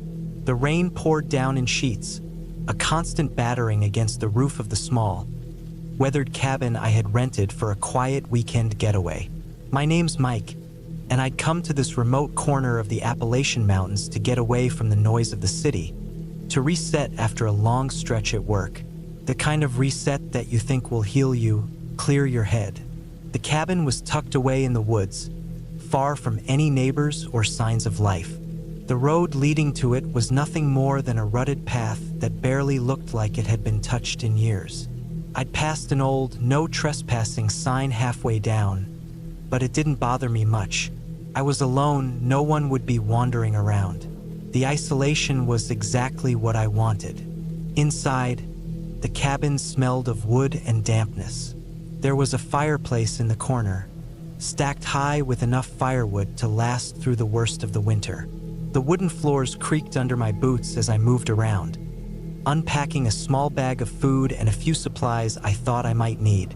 I had no intention of leaving for the next 2 days. The weather was terrible, thick, relentless rain, and I figured it would be the perfect time to unwind. By the time the storm picked up, I had made myself comfortable in the armchair near the fire, sipping a bottle of whiskey I'd brought along. The wind outside howled, shaking the cabin and making the windows rattle. The fire crackled, and I closed my eyes for a second, letting the warmth sink into my bones. I wasn't sure how long I'd been sitting there when I heard it. A knock. It came from the back door, which was the only way in, aside from the front door, and I hadn't heard anyone approaching. I set the whiskey down on the small wooden table beside me and stood up. The floorboards creaked beneath my feet as I made my way to the door, wondering if I'd somehow missed a delivery or something. Another knock, louder this time, more insistent. I wasn't expecting anyone, and the only people who knew where I was were my sister and a couple of close friends. None of them had made any arrangements to come visit. My hand rested on the door handle, and I hesitated. The rain outside was relentless, and it was too damn cold to be out there for long. But then I heard it again, the sound of something scraping along the doorframe. Not a knock, more like fingers running along the wood. My heart skipped a beat. I pulled the door open just a crack, peering into the darkness beyond the porch. Nothing. I stood there for a moment, wondering if I'd imagined it, but the longer I stood there, the more I felt like I was being watched. A sense of unease settled over me, and I quickly closed the door, bolting it shut. My hands trembled slightly as I leaned back against the door, taking a breath. The rain pounded on, and the wind howled louder, but I couldn't shake the feeling that something was out there, in the woods, watching me. I tried to tell myself it was nothing, just the wind, maybe, or an animal, but there was no denying that something felt off. I went back to the fireplace, trying to calm my nerves. The crackling fire seemed to do little to warm the cold chill that had settled in the pit of my stomach. The night dragged on, and I found myself looking out the window more than I should have, half expecting to see movement in the dark forest beyond.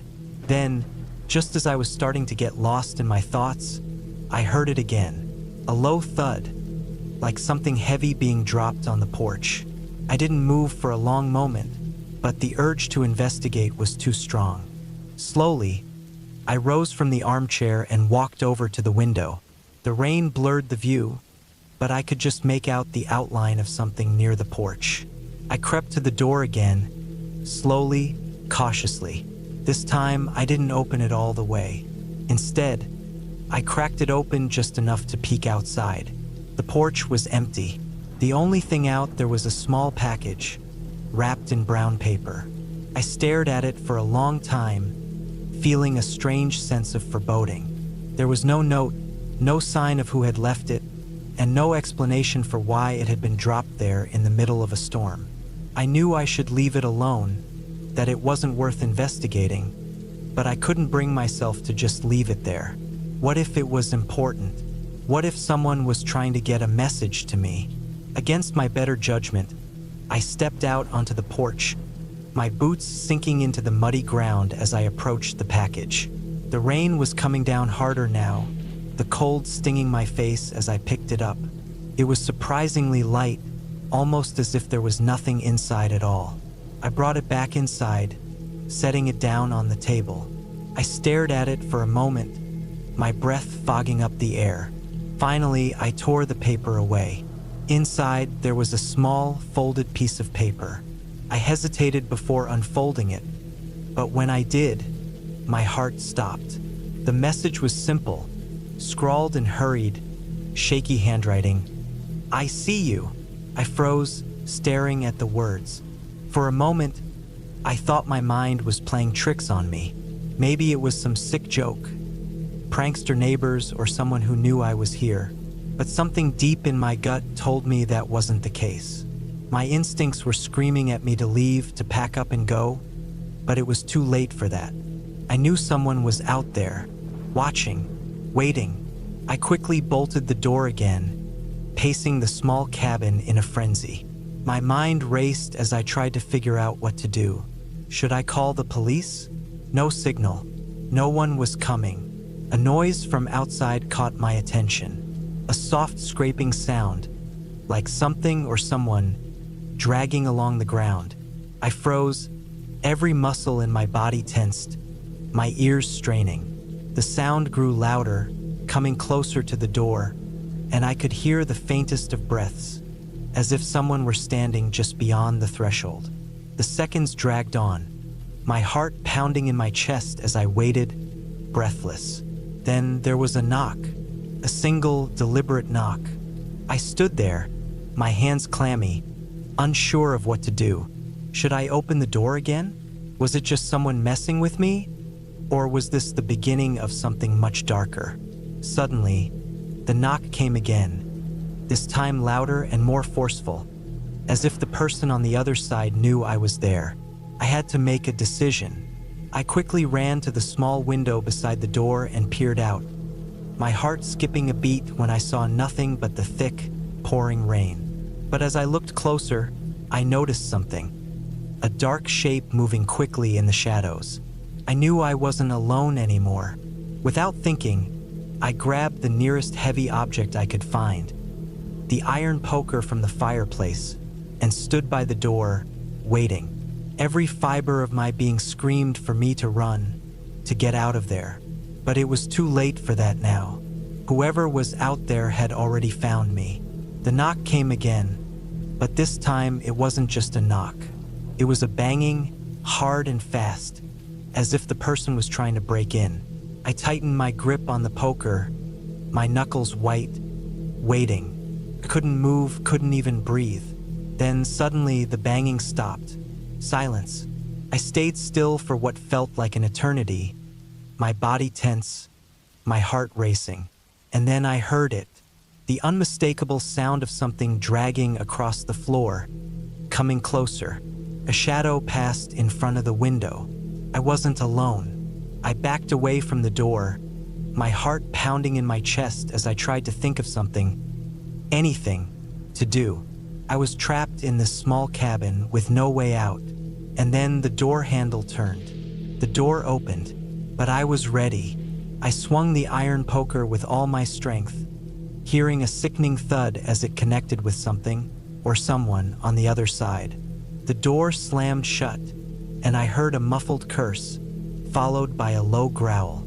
The handle twisted again, but this time I didn't hesitate. I threw my weight against the door, holding it shut with everything I had, my body trembling. It didn't matter how much I tried to hold it closed. The pressure from the other side was too much, and I could feel myself losing ground.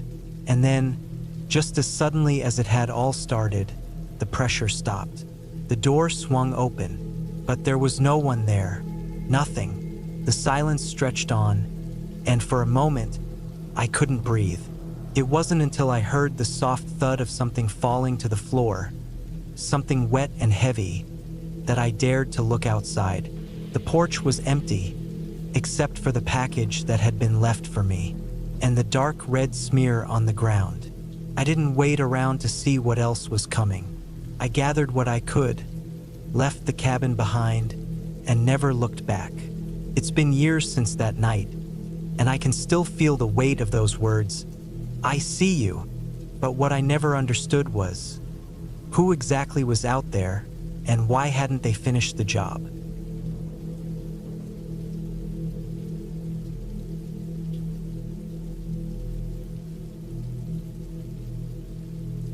I never thought I'd look back at that weekend as the worst mistake of my life. It was supposed to be a peaceful getaway, a break from work, from stress, from the dull weight of routine. Just me, my wife, and her stepmom, spending a couple of nights in a cabin deep in the woods. I should have known better. My wife, Emily, had been the one to plan it. She thought it would be good for us to unwind, to disconnect from the world for a bit. And since her stepmom, Lisa, had recently lost her husband, Emily's dad, she figured it would be nice to bring her along. Lisa had been struggling with grief, and maybe fresh air and a change of scenery would help. We left on a Friday afternoon in my truck, packed with supplies, food, extra clothes, a couple of lanterns, and my hunting knife, just in case. The drive took us about 4 hours, most of it through winding back roads that cut through dense pine forests. As we got deeper into the woods, the road turned to dirt, the trees pressing in from both sides. It felt like we were leaving civilization behind. By the time we reached the cabin, the sun was already dipping low behind the trees. It wasn't anything fancy, just a single-story wooden structure with a wraparound porch, an old stone fireplace, and a small dock that stretched out over a nearby lake. No electricity, no running water, just a wood-burning stove and an old hand pump in the kitchen for water. I parked the truck beside the cabin and killed the engine. For a moment, we just sat there, listening to the absolute silence around us. No cars, no voices, nothing but the distant sound of the wind in the trees. Something about that silence made me uneasy. Lisa was the first to get out. She stretched her arms, looking up at the trees with a small, tired smile. "It's peaceful," she said. Emily climbed out next, breathing in the crisp air. "Yeah, it's perfect." I grabbed our bags and followed them inside. The cabin smelled of dust and old wood, the kind of scent that clung to places left untouched for too long. I dropped the bags in the main room and lit a lantern while Emily and Lisa checked out the rest of the place. There were 2 bedrooms, one for me and Emily, and a smaller one for Lisa. The bathroom was just an outhouse a few yards from the cabin, which wasn't ideal, but we could deal with it for a couple of days. We settled in, unpacking our things, setting up the lanterns. The plan was simple: cook dinner, have a couple of drinks, and turn in early. But something about the air in that cabin made me restless. Maybe it was the isolation, or the way the trees outside seemed too still, too quiet. I shook it off. Night fell quickly out there. With no city lights, the darkness was absolute, pressing in against the windows like a heavy curtain. We ate by lantern light, the flames flickering against the log walls. Outside, the wind had picked up, rustling the trees. After dinner, I stepped outside for a smoke. The air was cold, crisp. The lake was a black mirror, reflecting the moon and stars. I stood on the porch, listening. Then I heard something, a soft crunching sound, like footsteps on leaves. I turned my head, scanning the tree line. Nothing, just darkness and shadows. Still, the feeling of unease settled deeper in my gut. I flicked my cigarette away and went back inside, locking the door behind me. Emily and Lisa were in the main room, playing a game of cards by the lantern. I tried to shake the feeling, but something about the night felt wrong. I didn't sleep well that night. The bed was comfortable enough, but my mind wouldn't settle. I kept waking up, listening to the night, hearing things. At one point, I thought I heard something move outside, a slow, dragging sound near the porch. I told myself it was just an animal. But then, just as I was drifting back to sleep, I heard something else. A soft, deliberate knock on the cabin door. I froze. My heart hammered in my chest. I held my breath, listening. Nothing. For a long time, I lay there, staring at the ceiling, waiting. But there was no second knock, no sound of movement, just silence. Eventually, exhaustion won out, and I slipped into uneasy sleep. The next morning was cold and gray. I stepped outside to grab some firewood and froze. The ground outside the porch was covered in tracks. Footprints, barefoot. The prints led from the tree line to the porch, then back into the woods. I stared at them for a long time, my mind struggling to make sense of it. They were human, but they weren't right. The toes were too long, the shape slightly off. I didn't say anything to Emily or Lisa. No point in scaring them. We spent the day exploring the woods, hiking along the lake. The air was cool, but the deeper we went into the trees, the more I felt it. That same creeping unease. At one point, Lisa stopped and turned in a slow circle, looking around. "Do you feel that?" she asked. I nodded. Something was watching us. We headed back to the cabin earlier than planned. I kept my hunting knife on me the whole time, my grip tightening on the handle whenever I heard a twig snap or leaves rustle. By the time night fell, I was on edge. That night, it happened again. The knocking. Slow, soft, deliberate. I sat up in bed, my pulse pounding. Emily stirred beside me but didn't wake. I reached for my knife. The knocking came again. I stood, moving quietly through the cabin. The lantern was still burning low in the main room, casting long shadows against the walls. I crept to the door and pressed my ear against it. Silence. Then the door handle rattled. My heart nearly stopped. I gripped the knife tighter. The handle stopped moving. I stood there for what felt like forever, barely breathing. Finally, I forced myself to look out the window. Something stood at the edge of the trees. Tall, thin, barefoot, his head tilted slightly, as if listening. I backed away from the window. I didn't sleep after that. We should have left that morning. I should have packed our things and driven away. But I didn't want to seem paranoid. By nightfall, the air inside the cabin was thick with tension. Lisa felt it too. She barely spoke during dinner, her eyes flicking toward the windows. I sat by the door, my knife in my lap. Then the knocking came again. Not at the door this time, at the bedroom window. Lisa let out a sharp breath. Emily went pale. We didn't move. Then, a slow scraping sound against the wood. It was right outside. I didn't wait. I grabbed Emily's arm, yanked Lisa to her feet. "We're leaving. Now." I grabbed the keys, threw open the door, and froze. Something was standing on the porch.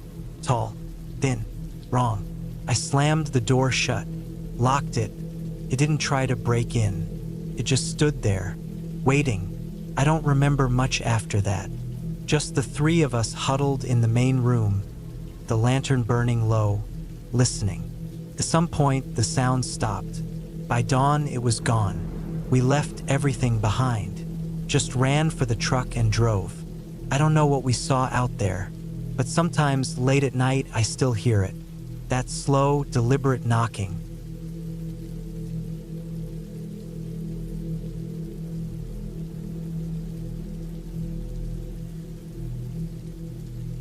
I had always found peace in the woods, away from the noise of the city and the constant buzz of modern life. This secluded cabin, tucked deep in the Appalachian hills, had become my refuge. My cousin, Jared, had just finished his medical studies, and we thought this cabin would be the perfect place to spend a quiet weekend. He needed a break from the pressures of school, and I, having always loved the solitude of the woods, was more than happy to join him. The cabin was old, built in the early 70s by my great-grandfather. It had a rustic charm, with exposed beams in the ceiling and a stone fireplace that crackled to life with every log we threw in. The air smelled of pine and damp earth, a scent I had grown fond of during my childhood. Jared and I spent the first few hours unpacking and setting up the place, catching up on life and laughing about old memories. It had been a while since we'd spent time together, and it felt good to be around family again. That night, as the fire in the hearth burned low, we sat by the window, watching the rain hit the glass in sheets. The storm had picked up quickly, and it felt like the entire world had been swallowed by the thick, damp fog that rolled in from the valley below. It was the kind of storm that made the trees outside bend and groan in the wind, and the kind that made you feel small, as if the earth itself was pressing in on you. Jared was studying medical journals by the dim light of an oil lamp. He'd brought stacks of books and notes to keep up with his studies, even though he promised he'd take it easy. I knew he was anxious to finish his degree, but I couldn't understand why he insisted on studying during our trip. I thought he'd at least try to unwind. I was distracted, watching the storm rage outside when I heard him mutter something under his breath. At first, I thought he was just tired, but then I caught the unease in his voice. "Hey, you all right?" I asked, turning to him. He looked up from his book, eyes wide with surprise. "Yeah, it's just, I found something weird in one of my notes. I don't remember writing this." His words hung in the air for a moment, and I couldn't shake the chill creeping up my spine. He showed me the page, but there was nothing there. Just a line he had underlined several times. "A patient's heart rate drops too quickly." Why? What did I miss? I didn't know what to say. Jared had always been meticulous with his notes. He was the kind of person who triple-checked everything, especially something as important as medical records. The fact that he didn't remember writing it was strange. But what bothered me more was how rattled he seemed. I could see it in his face, the same look he got when something didn't add up. I don't remember," he said, his voice shaking a little. "I swear, this wasn't in here before." I tried to shake it off, thinking maybe he was just overtired. But the more I looked at the page, the more unsettled I became. The storm outside had grown worse, and now the wind was howling through the trees, making the cabin creak and groan like it was alive. It was as if the world itself was closing in on us. Jared stayed up late that night, going over his notes and textbooks, but I couldn't sleep. I kept hearing strange sounds coming from outside, branches snapping in the wind, the low hum of something moving in the distance. I tried to convince myself it was just the storm, but something felt off. The cabin felt too quiet, the kind of silence that makes you hyper-aware of every little sound. At some point, I must have drifted off because the next thing I knew, it was dawn. I woke up to find Jared missing. His medical books were still scattered around the cabin, and the fire had burned out. The storm had passed, leaving the woods outside eerily still. I called out to him, but there was no response. I stepped outside, my heart pounding in my chest. The rain had stopped, but the air was thick with mist. I walked around the cabin, calling his name, but there was no sign of him. I checked the woods near the cabin, thinking he might have gone for a walk to clear his head, but I found nothing. Just the dense fog and the wet earth beneath my boots. It wasn't until I reached the old barn at the far end of the property that I heard a noise, a faint, muffled cry coming from inside. My pulse quickened as I approached, my hands trembling with fear. The door to the barn was slightly ajar, and as I pushed it open, I felt a wave of cold air rush past me, like something was waiting inside. What I found in that barn will haunt me for the rest of my life. Jared was lying on the ground, unconscious but breathing, his face pale and drawn. But it was the sight next to him that made my blood run cold. There, on the barn floor, were dozens of small, scattered medical tools, scalpels, syringes, needles, all arranged in a strange, almost ritualistic pattern. It was as if someone had been experimenting with them, trying to figure out how they worked, but there was no explanation for what I was seeing. I rushed to Jared's side, shaking him awake. When he finally opened his eyes, his expression was one of complete confusion. He didn't remember how he ended up in the barn, nor did he remember the tools. "Is this real?" he whispered, his voice hoarse. "Did I do this?" I didn't know what to say. I helped him to his feet, but the entire situation felt surreal. I was starting to doubt my own sanity, questioning whether I had imagined the whole thing. We spent the rest of the day in a daze, trying to make sense of what had happened. Jared couldn't remember anything about the medical tools or why he had been in the barn. The only thing that seemed to connect it all was the note he had found the night before, the one that had seemed so out of place. Later that evening, after hours of silence between us, Jared confessed something. He said he had been having strange dreams while studying, dreams of his medical school days, of patients he had worked on, of surgeries gone wrong. He felt as though something had been driving him, pushing him to keep studying even when he didn't want to. That's when it hit me. I had seen this kind of obsession before in other people, but I never thought it would happen to him. Jared had been so consumed by his studies that he had pushed himself too far. The strange note, the tools in the barn, it was all a result of his mind unraveling under the pressure. The more he focused on his work, the more disconnected he became from reality. He hadn't intentionally gone mad, but the pressure, the sleepless nights, the relentless focus on his studies had pushed him to the edge. We left the cabin the next morning, leaving behind the confusion and the dread that had settled in. Jared promised he would seek help, that he would take a break from his medical studies. I didn't know if he would follow through, but I hoped he would, for his sake and mine. The woods were still quiet as we drove away, the fog lifting with the rising sun. I never wanted to return to that cabin again. It had been a place of refuge once, but now it felt like a prison, a reminder of how easily the mind can break under pressure. As for Jared, he kept his word. He took time off from school and sought help from a counselor. It wasn't an easy road, but with time, he found his way back. It wasn't a perfect recovery, but it was progress.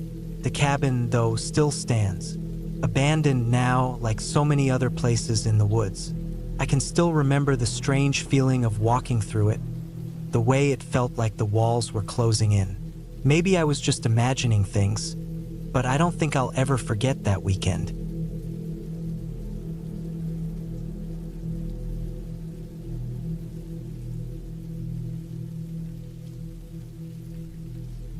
The rain started early that day, not the kind that makes you want to cozy up with a book, but the kind that feels heavy, like it might never stop.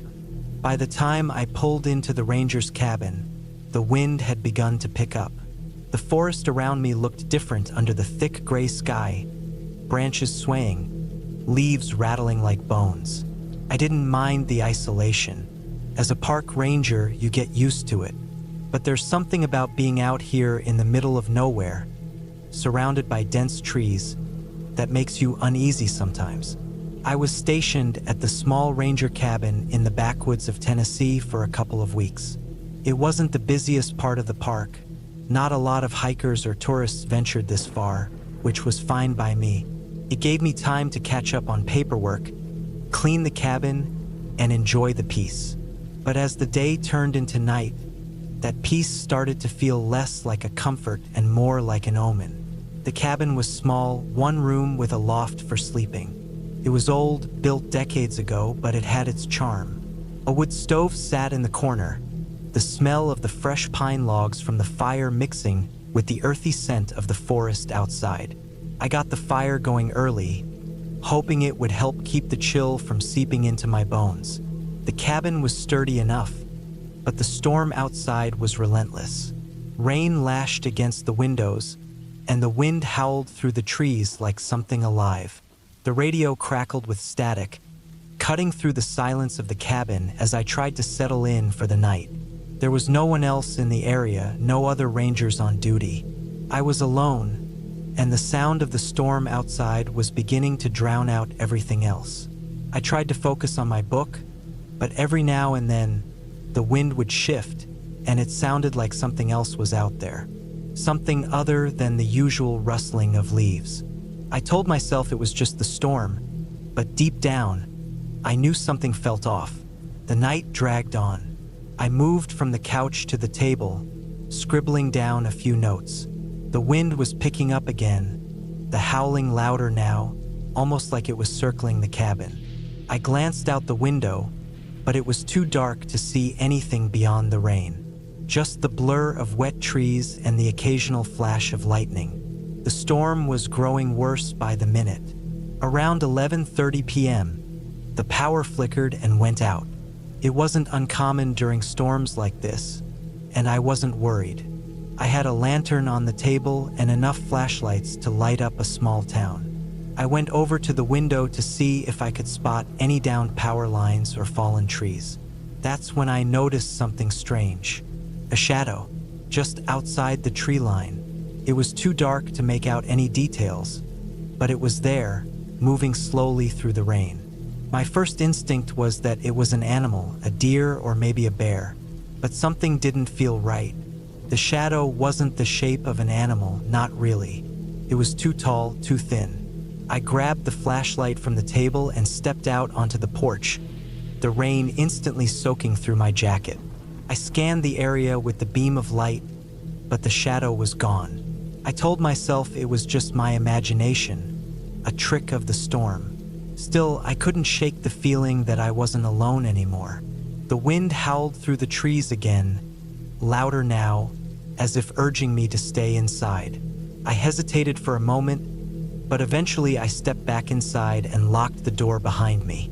I could hear the steady thrum of the rain on the roof, and I tried to focus on that, let it drown out the creeping feeling that something was wrong. A few hours later, the storm had not let up. I was getting ready to turn in for the night when I heard it again. A soft scraping noise coming from the back of the cabin. I froze. The noise stopped, then started up again, faint but persistent. I walked slowly toward the back door, flashlight in hand. The sound was coming from the corner, near the small woodshed. I could hear the wind, but there was something else too, something that didn't belong. It was as if the woodshed was being disturbed, something or someone was moving around back there. I unlocked the door and swung it open, stepping out into the rain once more. The wind whipped around me, but I forced myself to focus. The corner of the cabin was empty, the woodshed silent. I walked around it, checking the perimeter, but there was nothing. No sign of anything unusual. Nothing but the endless rain and the distant roar of the storm. I wasn't sure what to make of it. The noise could have been an animal, maybe a raccoon or something small, but it didn't feel like that. The wind had picked up again, and the trees groaned under the pressure. I decided to lock up and head back inside, but just as I turned to go, I saw it, a figure, standing just beyond the tree line, barely visible through the rain. It was a person, at least it looked like one. I couldn't make out any features, but the figure was standing still, watching me. My heart started pounding in my chest, and my instincts told me to get back inside. I sprinted toward the door, slammed it shut behind me, and locked it. I grabbed my radio to contact the park office, but there was nothing but static. The storm was blocking the signal. My mind raced. Who would be out there, and why weren't they coming closer? I tried to calm myself, telling myself that I was overreacting. Could have been someone lost, a hiker who wandered off the trail. But deep down, I knew it wasn't that simple. I couldn't shake the feeling that something was very wrong. The night stretched on, the storm showing no signs of letting up. I barely slept, every little noise making me jump. The wind howled, the trees creaked, and the rain never stopped. But there was something else too, a sense of being watched, like I wasn't alone. Every time I glanced out the window, I half expected to see the figure again, but it never appeared.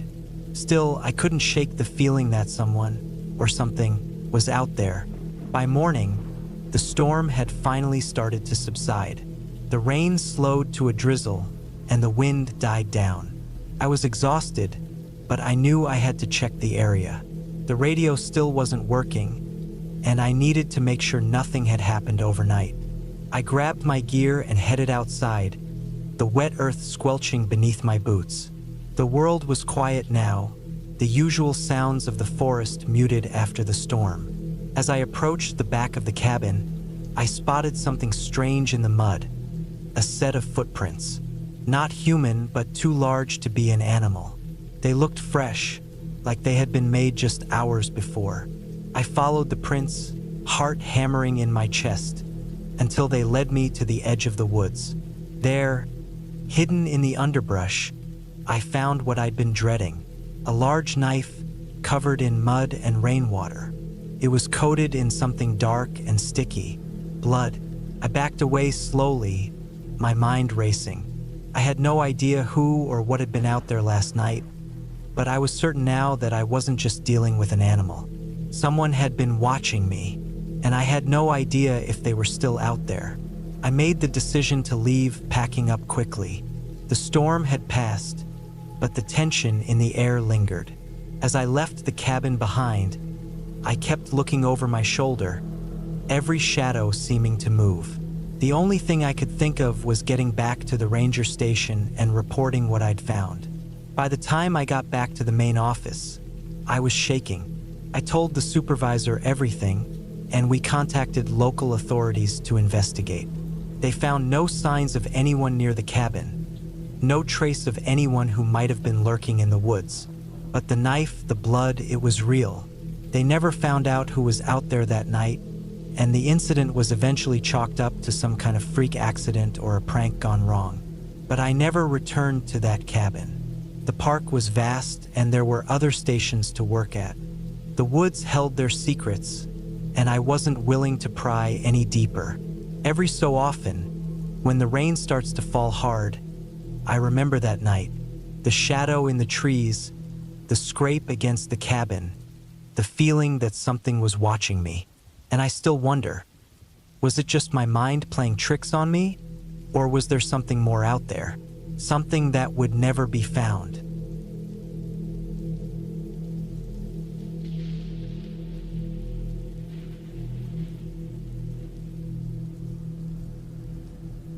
It was late fall in the small town of Ashford, a place tucked away between dense forests and rolling hills in the northwest. The trees were barren, their skeletal branches stretching high, reaching toward the gray sky like silent witnesses. Fog hung low, curling around the roads and creeping between the old buildings. I'd never liked Ashford. There was something eerie about it, even in the daylight, but it was a place my family had known for generations, and now I was staying there for a short while to help clear out my great-uncle's cabin. I was 25, the youngest of my siblings, and always the one chosen to take on odd jobs like this. It wasn't glamorous, but I didn't mind. I liked being alone, in places that felt untouched by time or other people. The cabin had been abandoned for years after my great-uncle's death. He'd lived there quietly, a recluse, and now his belongings, old and covered in dust, were mine to sort through. I'd been to the cabin before when I was younger, but only for short visits, never overnight. This time, I was alone for the first time, and something about the place felt different. The cabin was situated on a small plot of land on the outskirts of the town, right next to an old cemetery. The graves had been there for centuries, the stones weathered and cracked, many unreadable. People whispered about the cemetery, and I had always heard strange things growing up. Stories of shadows moving between the gravestones, and of the old caretaker who had supposedly vanished without a trace. But those were just stories, I thought. It was around 7 in the evening when I arrived, the sun dipping below the horizon and the world turning cold and quiet. The sky was overcast, and the air felt thick, like it might rain. The cabin sat at the edge of the property, the front door hanging slightly ajar, creaking softly in the wind. I stepped out of my car, feeling the chill bite into my skin, and grabbed my bags from the back seat. The ground was soft, the grass damp from recent rainfall. I pulled my jacket tighter and walked up to the cabin, the gravel crunching under my boots. Inside, the cabin was just as I remembered it, though more rundown. Dust coated every surface, and the floor creaked underfoot with every step. There were old wooden beams on the ceiling, their wood darkened with age, and the fireplace was covered in a thick layer of soot. I set my bags down and lit the fireplace, its warmth slowly filling the room. The glow from the flames flickered across the walls, casting dancing shadows. As I unpacked and settled in, I could hear the wind picking up outside, whistling through the cracks in the windows and shaking the trees. The cemetery next door seemed even quieter than usual, a heavy stillness hanging over it. I decided to take a walk, stretch my legs after the drive, and get a feel for the place. The path to the cemetery was just a short distance from the cabin, and I could see the old gravestones through the mist. They stood like sentinels, their surfaces worn, leaning slightly with age. I walked along the iron fence that separated the property from the cemetery, my boots crunching on the gravel path. The wind was growing stronger, the fog thicker, and the air was now cold enough to see my breath. It was almost as if the world around me was holding its breath. As I neared the farthest corner of the cemetery, I saw something strange, a small, dilapidated structure in the distance. At first, I thought it might be another gravestone or a small mausoleum, but as I walked closer, I realized it was a cabin, just like the one I was staying in. It was much smaller, though, and the roof was nearly caved in, the walls covered in moss and vines. I approached cautiously, my heart starting to beat a little faster. There was something unnerving about it, but I couldn't place why. I circled the cabin, looking for a door or window. The back of the building had a large wooden door that was ajar, and I pushed it open with a creak. Inside, the air was damp and musty, and the floor was covered in rotting leaves and debris. A faint smell of decay lingered in the air. I could barely make out the shape of an old chair, overturned in the corner, and a broken table.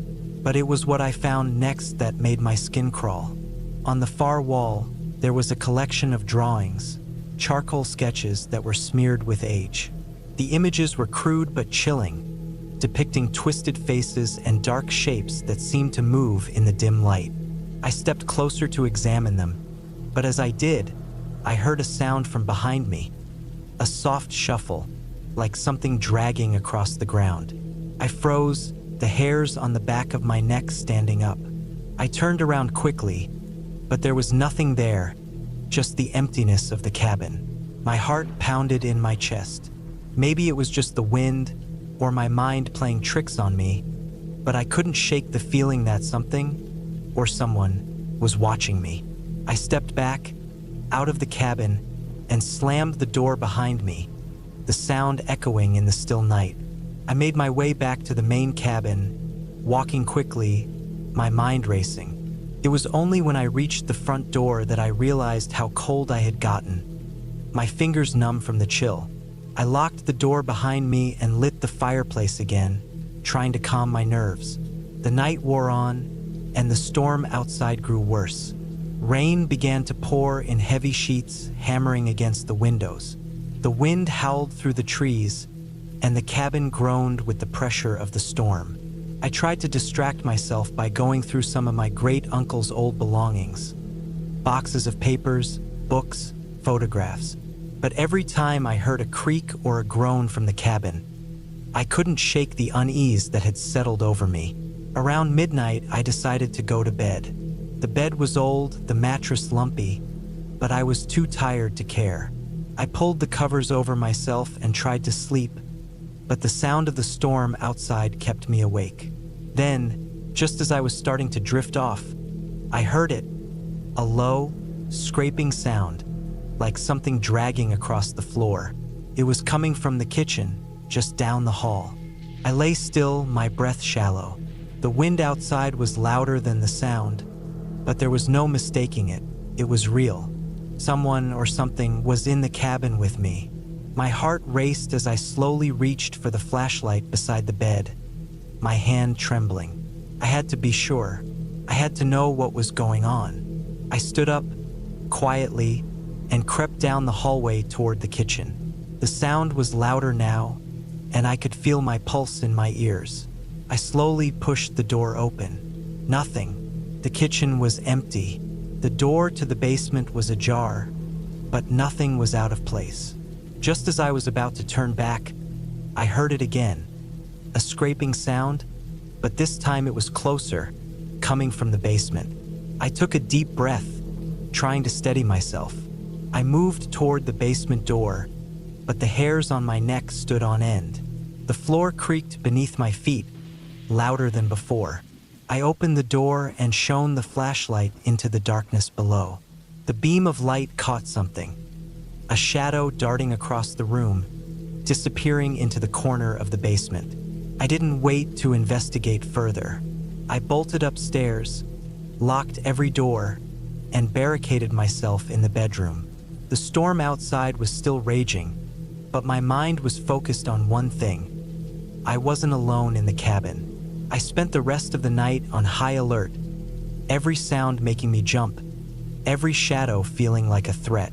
But when the first light of dawn finally filtered through the windows, I dared to leave the bedroom. The house was quiet, too quiet, and the air felt thick with tension. The storm had passed, but the weight of the night remained. I didn't find anything in the basement, nothing but dust and cobwebs. But when I went to the cemetery later that morning, I found something that chilled me to the bone. There, at the edge of the old graveyard, was a fresh grave. The dirt was still loose, and there was no marker, just a mound of earth that didn't belong. That was when I understood. The stories about the caretaker, about the strange happenings in the cemetery, they weren't just stories. I had walked into something much darker than I could have imagined. I left Ashford that day, driving away from the cabin and the cemetery, and I never looked back. The feeling that had haunted me lingered, like a shadow following me. But I would never forget what I found, or what I didn't find, in that graveyard. And I would never return to that cabin again. The mystery of that night, and what I had felt, would stay with me forever. I'd learned too late that some places are better left undisturbed.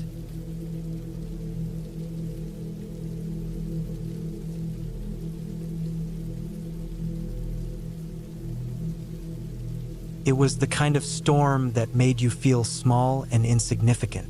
The wind howled outside, its voice rising and falling in waves, battering the cabin with the relentless force of nature. The rain came down in sheets, slapping against the windows, forcing me to squint through the glass just to make out anything beyond the flickering lantern light inside. I had been working here for weeks, alone. It wasn't the first time I had been out here, but tonight felt different. Felt like the storm was alive, angry and waiting. The cabin was small, just a wooden structure with a single room, a small kitchen, and a loft for sleeping. The walls were lined with shelves holding tools, dried food, and a few books. There was a fireplace in one corner, with a pile of chopped wood stacked neatly beside it. I had started working as a woodsman's assistant a few months ago, and this job was the worst part, night shifts alone in this cabin. I had no choice. The money was good, and it was only temporary, so I pushed through it, convincing myself that I could handle it. But tonight, something was different. Maybe it was the storm, or maybe it was the silence. Normally, there was the occasional rustling of animals outside, the crackling of the fire, or the wind, but tonight it was just still, too still. The storm had been raging for hours, but it didn't feel like it was going to stop anytime soon. I pulled my coat tighter around my shoulders and stoked the fire, trying to push the unease aside. The heat from the flames did little to fight off the chill creeping through the cabin. The lantern on the table flickered in time with the wind's howls, casting shadows that seemed to move on their own. I had been here long enough to know the layout of the cabin inside and out, but tonight I felt like I was seeing it for the first time. Every creak of the floorboards, every snap of a twig outside, made me jump. I tried to tell myself it was just the storm, but something gnawed at me in the pit of my stomach. I couldn't put my finger on it. I decided to check the perimeter of the cabin. There was a small porch at the front, just a few feet from the door. I grabbed a flashlight, flicked it on, and stepped outside. The wind hit me hard, pushing against my chest, but I didn't let it deter me. The flashlight beam cut through the dark, sweeping across the cabin's edges. The trees around the cabin bent under the pressure of the wind, their branches scratching the roof like fingers trying to get in. I moved around the cabin, checking the usual spots. The windows, the door, the back. Everything seemed fine, but there was one thing that felt off. The shed in the back. I had locked it earlier, but now I couldn't remember if I had left it secured properly. The last thing I wanted was to deal with any wild animals getting inside. I walked toward the shed, my boots crunching on the wet earth. The light flickered, and I felt a cold breeze brush against my neck, sending a shiver down my spine. The shed door was slightly ajar. I hesitated for a moment, then pushed it open. Inside, everything was still. Nothing seemed out of place. I checked the tools and equipment, making sure everything was in order. But as I turned to leave, something caught my eye. A dark shape in the corner of the shed. I couldn't make it out at first, but then I saw it more clearly. A large, old, leather bag. It wasn't mine. It wasn't supposed to be there. I knelt down, my heart racing, and reached for it. The bag was heavy, worn, and covered in mud. I opened it slowly, feeling a sense of dread build in my chest. Inside were old, weathered books, some kind of strange artifacts, and a few scraps of paper. One paper stood out, though. It was yellowed with age, and as I unfolded it, I saw that it was a map. The map wasn't of any place I recognized, no town, no landmarks I had seen before. It looked like a drawn-out version of the area surrounding the cabin, but with strange markings scattered throughout. I felt my stomach churn. Why would someone leave this here? It didn't make sense. I quickly shoved the map back into the bag and zipped it up. But as I was about to close the shed door, I heard a rustling sound from behind me. I froze. It was a soft sound, but enough to make my heart stop. I turned slowly, my flashlight shaking in my hand. There, in the dark, stood a figure. A tall, thin figure, almost blending into the shadows. I couldn't make out much, but I could see the outline of a person just standing there watching me. I froze. The air around me felt colder suddenly, like I was being suffocated by the weight of the storm. The figure didn't move, didn't speak. It just stood there, couldn't breathe. My mind raced. Was it an animal? Person? Something else? Couldn't tell. Then, just as quickly as it had appeared, the figure was gone. I slammed the shed door shut and locked it, my hands trembling as I fumbled with the key. I ran back to the cabin, heart pounding in my chest.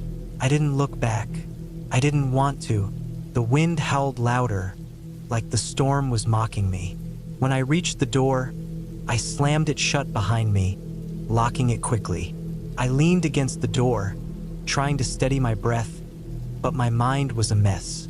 Was I just imagining things? Had I been out in the storm too long? Or was something really out there? The map, the strange figure, it didn't add up. None of it did. I tried to shake off the fear, but it clung to me, tight and suffocating. I needed to stay calm. I needed to think. I grabbed a drink of water, trying to clear my head, but when I looked back at the fire, I froze. The map, it was sitting on the table. I hadn't brought it inside. I had left it in the shed. My stomach lurched. I didn't know how it had gotten there, but I knew I hadn't placed it there. I glanced around the room, every shadow now looking like something waiting to pounce. The fire crackled in the corner, but the warmth did nothing to chase away the cold that had settled in my bones. I stood up slowly, every muscle tense, my hand reaching for the lantern on the table. The room was unnervingly quiet now, the storm outside still raging but muted by the thick walls of the cabin. I felt like I was being watched again, and this time I couldn't convince myself it was just the storm. Something was out there. Something wasn't right. Suddenly, there was a loud bang from the back of the cabin, a sound like something had slammed against the wall. I spun around, my heart racing. The sound came again, louder this time. It was coming from inside the cabin. I crept toward the back room, the floorboards creaking under my weight. My breath caught in my throat when I saw what had caused the noise. The door to the loft was open. I hadn't left it open. Slowly, I stepped toward it, the flashlight shaking in my hand. I hesitated, but then the wind picked up again, louder this time, almost like it was calling to me. The door creaked, and I stepped inside, feeling the cold air rush past me as I climbed the stairs. At the top, I saw it. The figure. It was standing in the corner of the loft, staring at me with dark, hollow eyes. Its clothes were tattered, its skin pale and covered in dirt. It looked human, but something was wrong. Something was very wrong. I couldn't move, couldn't breathe. Then, just as I thought I would pass out from the fear, the figure collapsed to the floor in a heap. I didn't know what to do. My heart was racing, my thoughts scattered. I took a step back, my mind screaming at me to get out. But I couldn't. It wasn't until I saw it again, the leather bag, sitting on the floor beside the figure, that I realized the truth. It had never left. When the police arrived the next morning, they found me curled up by the fire, exhausted and in shock. The storm had finally passed, but the truth hadn't. The map, the strange figure, the sudden appearance of the bag, everything made sense now. I had stumbled across something I wasn't supposed to see. The woodsman's job had been more than just cutting trees. The cabin wasn't just a place to stay. It was a place to keep things hidden, and I had unknowingly crossed a line that I shouldn't have. As for the figure in the loft, they said it was just a man who had gone mad after spending too much time out there. The bag was full of old documents, maps to places people didn't want to be found. But they never figured out how it got there that night or who put it in the shed. I couldn't stay. The cabin was no longer just a job. It was a place full of secrets, and some things are better left undiscovered.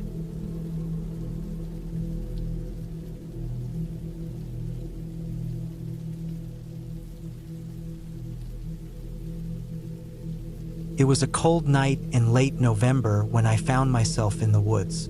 The trees stood like silent sentinels, their branches swaying gently in the wind, and the ground was covered in a thin layer of frost that crunched beneath my boots. I had never liked the woods, especially not at night, but I had little choice. This was the job. It was supposed to be simple, but as the hours dragged on, I realized just how wrong I was. I had been hired to watch over the cabin for a few days, a simple task for a decent pay. The owners, an older couple, had been gone for the week to visit their children, and they wanted someone to keep an eye on the place. I had taken the job without much thought. After all, it wasn't the first time I'd done something like this. I'd spent nights alone in cabins before. The solitude rarely bothered me. But this cabin, it was different. I drove out to the place in the late afternoon, the sun dipping low in the sky by the time I arrived. The cabin was situated in the middle of a thick forest, far from the nearest town. A long gravel road led up to it, winding through the trees, the kind of road where you couldn't help but feel isolated as you drove. The cabin itself was an old, two-story structure made of weathered wood, with a porch that sagged under the weight of time. It looked like it had been there for decades, the paint peeling off in places, and the roof covered with patches of moss. I remember walking up to the front door, feeling a strange unease settle in my stomach. It wasn't the kind of feeling that came from fear, but more like something was off about the place, something I couldn't quite put my finger on. I told myself it was just the isolation getting to me, that I was overthinking it. After all, the couple had seemed perfectly normal, and the cabin was just an old house.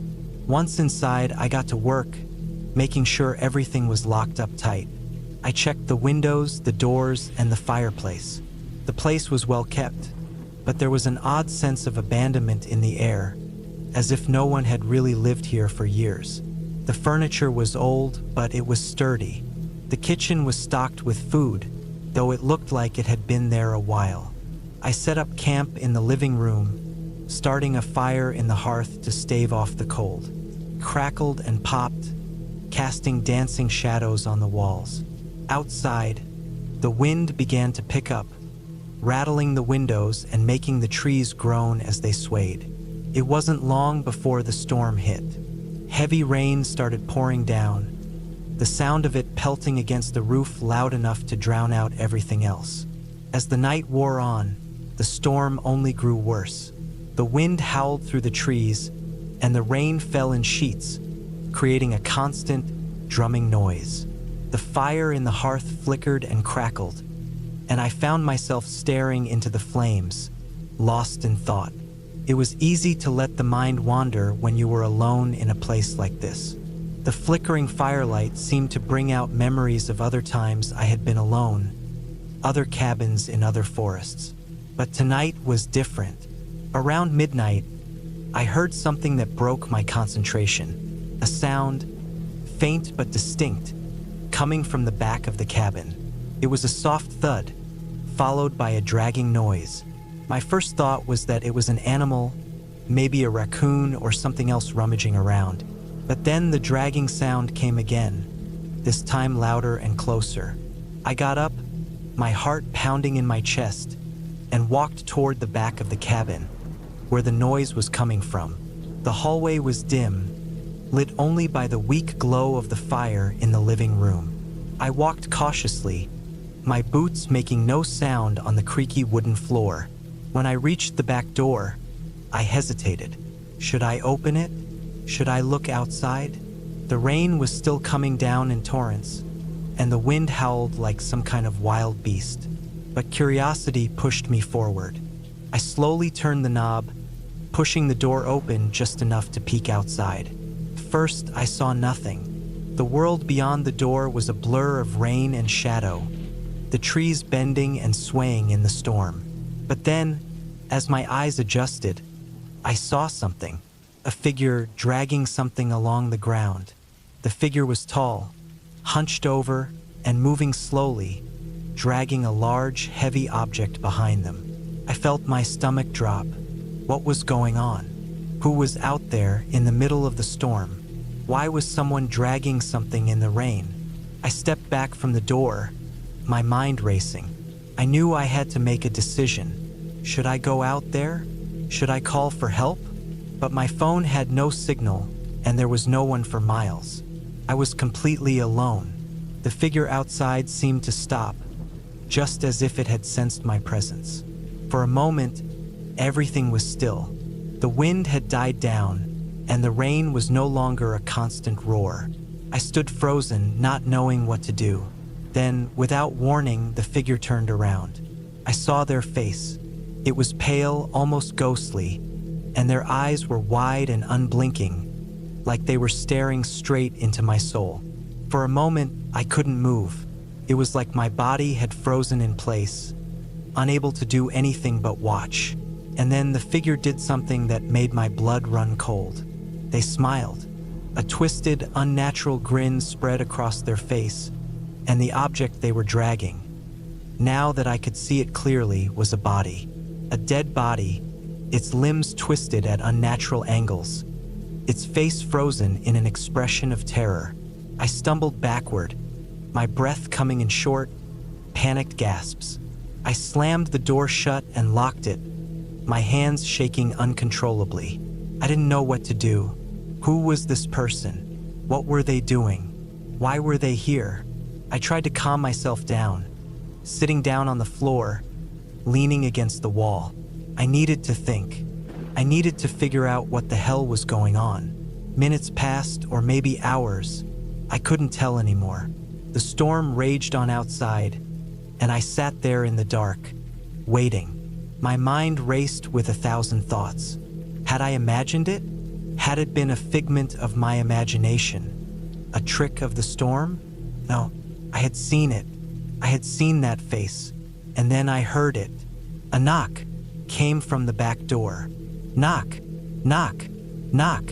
I jumped, my heart leaping into my throat. The knocking continued, slow and deliberate. Whoever it was on the other side of that door wasn't in a hurry. They were waiting for something, or perhaps they were waiting for me to make a move. I couldn't just sit here forever. I had to act. I had to get out of this place. But the storm outside was relentless. If I ran out into it, I wouldn't get far. I knew the forest, and I knew how easy it was to get lost in the thick woods. I wouldn't survive out there alone in the dark, with no shelter, no warmth, and no way to know where I was going. So I stayed put. I waited, hoping the figure would leave, hoping the knocking would stop. But it didn't. Hours passed, and the knocking continued, growing louder with each passing minute. The figure outside didn't leave. I was trapped. There was no way out. And then, just when I thought I couldn't take it anymore, something changed. The knocking stopped. Silence. The air seemed to grow colder, and I could feel a weight pressing down on me. A sense of dread that wouldn't go away. I didn't know if the person was still outside, waiting, or if they had moved on. I didn't care. I just wanted to survive the night. I didn't sleep. The night dragged on, the storm outside eventually subsiding. By the time morning came, I was exhausted. My mind fractured from the fear and isolation. I opened the door carefully, peering out into the early morning light. The forest was quiet, still, and the body was gone. I found the body later that morning, hidden in the woods just a few hundred yards from the cabin. It was too late for the person who had been dragged here. But what struck me the most was that no one would ever know what had happened that night. I left the cabin after that. I couldn't stay another minute. I didn't report what I saw because I didn't know who I could trust. The memory of that face, of the twisted grin and the lifeless body, haunted me for months. The couple never came back to the cabin, stood empty, forgotten, lost to time, and I would never forget what I saw.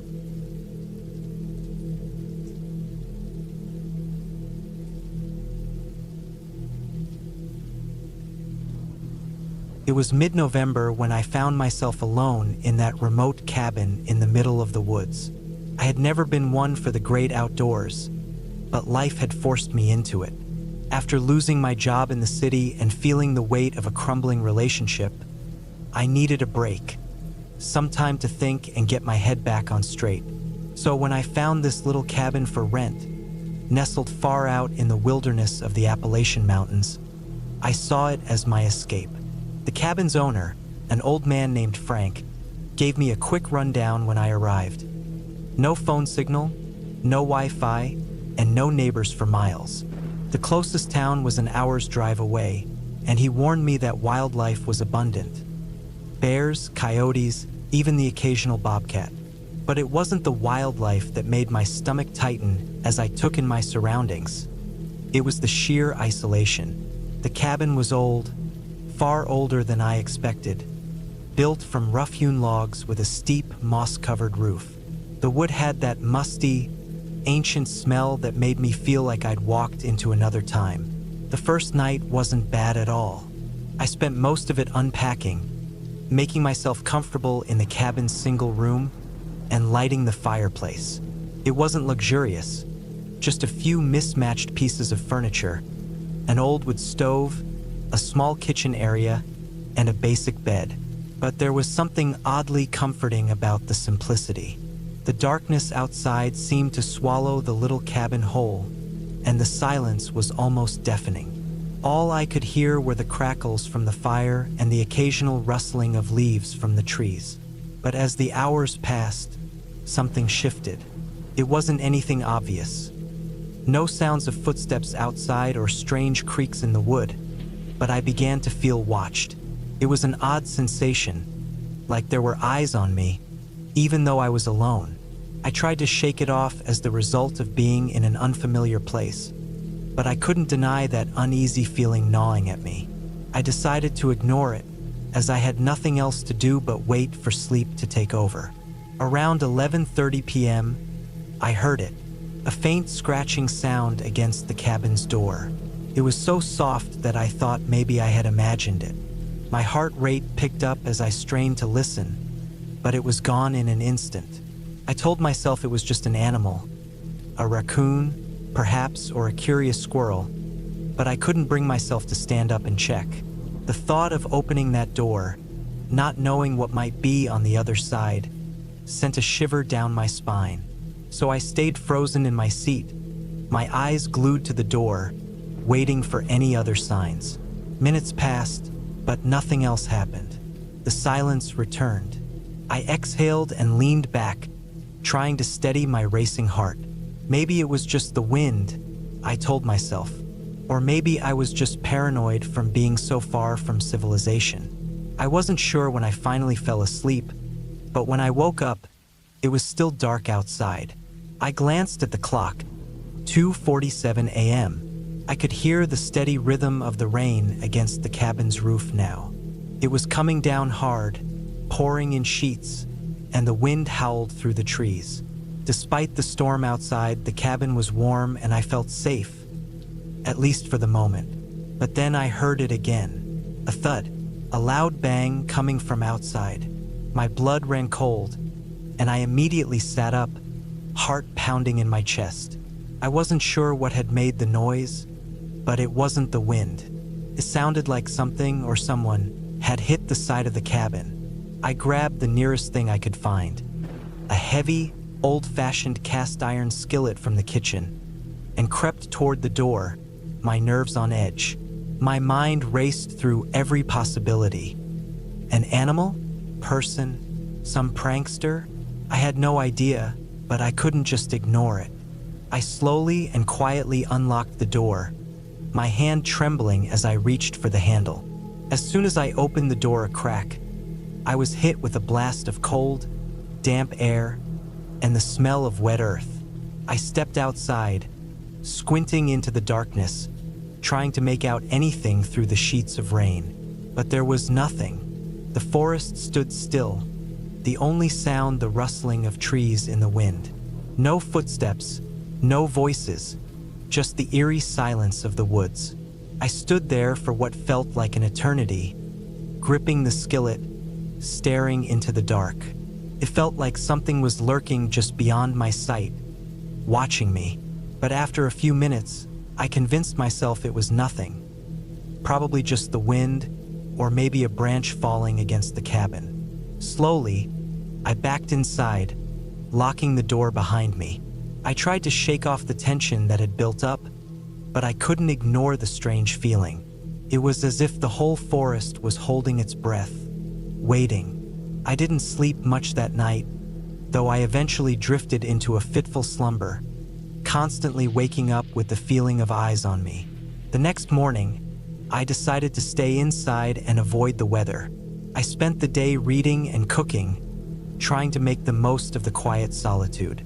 But by the time evening came, the storm hadn't let up. The rain had only grown heavier, and the wind howled even louder than before. I knew I had to do something to shake off the strange feeling from last night, so I went out to gather some more firewood. I made my way to the small shed out back, which Frank had mentioned was stocked with enough wood to last for the week. But as I reached for the woodpile, something caught my eye. A small, torn scrap of paper lay near the base of the shed, half buried in mud. It looked like it had been there for a while. My curiosity got the better of me, and I bent down to pick it up. The writing on it was barely legible, smeared with rain and dirt, but I could make out a few words. "Don't trust the woods she watches." I felt a cold rush of unease sweep over me as I stared at the note. It wasn't signed. It didn't give any context, but the message was clear, and it set my nerves on edge. Who would leave something like that in the woods? And why? I folded it up and stuffed it into my pocket, but I couldn't shake the feeling that the note was a warning.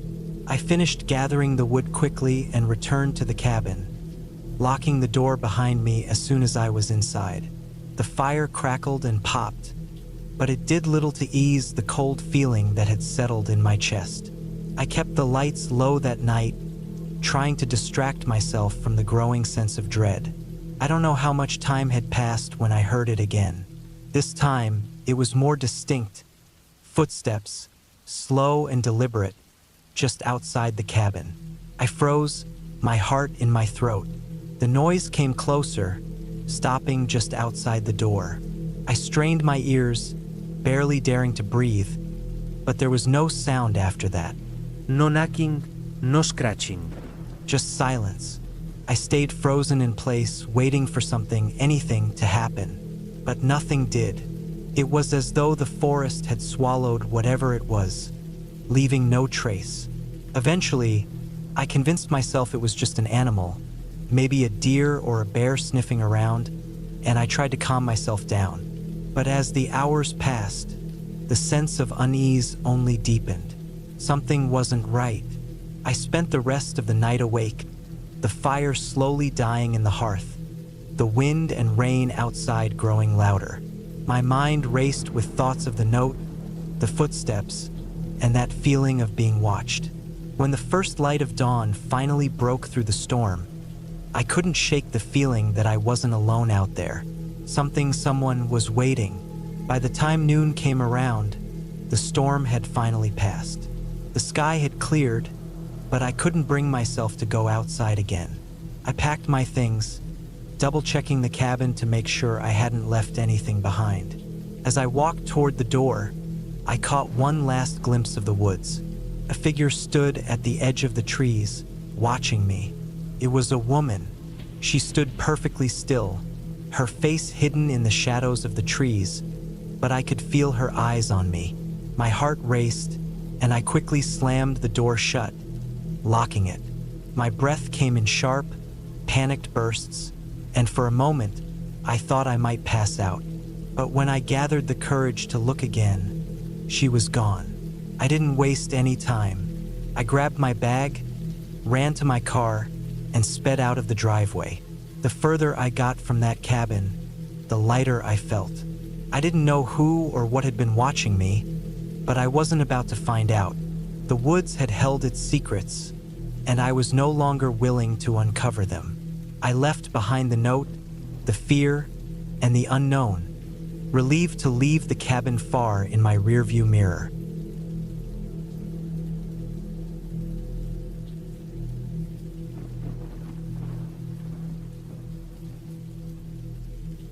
It was the kind of place that seemed to exist outside of time, tucked deep into the dense forests of northern Michigan. My uncle's hunting cabin, hidden away from the usual hustle of suburban life, was supposed to be my escape. I needed the break, a few days to clear my head. It had been months since I lost my job in Chicago, months since my relationship crumbled, and I figured this would be the perfect place to reset. It was small, with weathered wooden planks lining the walls and a slanted roof that sagged under the weight of years of neglect. But it was quiet, too quiet. I drove up there in early November, just as the days started to shorten, the sun dipping below the horizon by late afternoon. My uncle had offered me the place for a week, saying it was underused these days. He'd gone up there to hunt a few times last year, but hadn't been back in months. The cabin had no electricity, just an old kerosene lantern hanging in the corner. The wood stove in the center of the small living area was what kept it warm during those cold nights, and a single outhouse stood off to the side. I wasn't entirely prepared for how isolated I'd be. The nearest neighbor was miles away, and the roads leading up were gravel and barely maintained. There were no cell towers in the area, and my phone had no signal the moment I pulled into the long, narrow driveway. A perfect place to escape, I thought, but the more I settled in, the more the place seemed off. It wasn't anything I could pin down immediately, just a constant sense that I was being watched. The first night was the worst. After a long day of settling in, I started a fire in the wood stove, made myself a meal from cans I'd brought with me, and then sat in the dim light of the lantern, staring out the cabin's small window at the woods surrounding me. The wind was picking up outside, rattling the trees. As the night settled in, the isolation began to feel more oppressive. I tried to shake the feeling of unease, but it clung to me like a thick fog. I told myself it was just the quiet. A week without the constant noise of the city would make anyone feel uneasy. But as the hours dragged on, I found myself hearing things, scratching noises outside the cabin, a low thud against the walls. Every time I tried to convince myself it was just the house settling, it would happen again. Tap, a scrape. Then there was a knock on the door. It wasn't a loud knock, just a light tap, as though someone was tapping on the wood with their fingers. I froze, sitting there in the dark. My breath caught in my chest. The thing was, I was absolutely certain no one could have come up the road without me hearing it. It was just too remote, too far off the beaten path. No one was supposed to be out here. I didn't move at first. I listened for any sound, footsteps, the rustling of leaves, but there was nothing. The wind howled outside, and the trees creaked. I convinced myself it was the wind. It had to be. I wasn't used to being alone in such an isolated place. But the longer I sat there, the more I started to wonder. Eventually, I stood up, grabbed the lantern, and crept toward the door. My pulse was hammering in my ears. I turned the knob slowly, peeking through the crack. The porch outside was empty. No one there. My heart raced in my chest as I stepped back, trying to rationalize what had just happened. My mind had to be playing tricks on me. I locked the door behind me and tried to go back to sleep, but sleep wouldn't come. The wind picked up again, louder now, howling through the trees as if the whole forest was groaning under some immense weight. The room felt smaller, the air heavier. At some point, I drifted off, only to be woken in the middle of the night by a noise. A loud bang that came from the roof. My heart leaped into my throat. I scrambled out of bed, my body tingling with a cold sweat. Whatever was on that roof wasn't just an animal. No animal would make that kind of sound. The thing was heavy, too heavy. I grabbed the lantern and moved to the window, pulling back the curtain just enough to peek outside. Nothing. The trees swayed in the wind, but the porch was still empty. I don't know how long I stood there, watching and waiting, but the sounds on the roof continued. It wasn't like a typical animal trying to crawl across a roof. This thing seemed to be pacing back and forth, dragging its feet, almost like it was testing the roof, feeling its weight. The noise stopped just as suddenly as it started, and the silence returned. I told myself I was being paranoid. Maybe a branch had fallen. Maybe an animal had scrambled up there, though I couldn't figure out why it would move the way it did. The next morning, the weather had turned. The sky was overcast, and the wind had died down, leaving behind a chill that cut straight through my jacket. I stood outside, surveying the cabin and the woods that surrounded it, looking for any sign of something, anything, that would explain the noises from the night before. There was nothing. No broken branches. No sign of an animal or person near the cabin. Everything was still. I spent the day out in the woods, walking the trails nearby, trying to clear my head. The peacefulness of the forest was enough to make me forget about the odd events from the night before. For a while, I convinced myself I was just getting used to the isolation. The cabin's creaks and groans weren't anything strange, just a part of the place settling in the cold air. But then, on the third night, something happened that would make me question everything I thought I knew. I had just finished my dinner and was sitting in front of the fire when I heard it again. A faint tapping, like someone was knocking on the cabin door. I froze, the food half-eaten in front of me. My stomach dropped.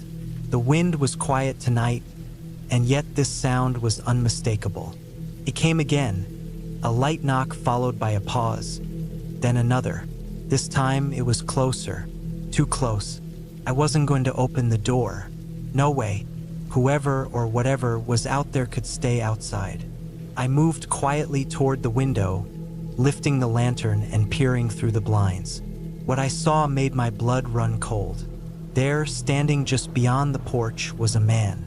He was tall, wearing a dark jacket that looked too heavy for the mild weather. His face was obscured by the shadows of the porch overhang, but I could see his hands. They were pale and thin, pressed against the cabin wall as though he was trying to make himself invisible, trying to get closer without me noticing. I backed away from the window, heart pounding. I didn't know who he was or why he was here, but I wasn't about to find out. I grabbed the rifle my uncle had left for me, checked it quickly, and then sat by the door, waiting. The minutes seemed to stretch on forever. The tapping came again. This time it was frantic, almost desperate. It wasn't until the early hours of the morning that I finally heard the sounds outside fade away. I sat in the dark, my eyes fixed on the door, my pulse still racing. The man had gone, but something told me that this wasn't over. The rest of the night passed in silence, but when the morning light finally crept through the cracks in the wooden walls, I was more certain than ever. I wasn't alone. Not just in the physical sense, but in a way that made me feel hunted. Something out there was watching me, waiting. I spent the next few hours getting ready to leave. I packed my things quickly, not bothering to make sure everything was in its place. All I wanted was to get back to civilization. But just as I was about to turn the key in the door and head out, something stopped me.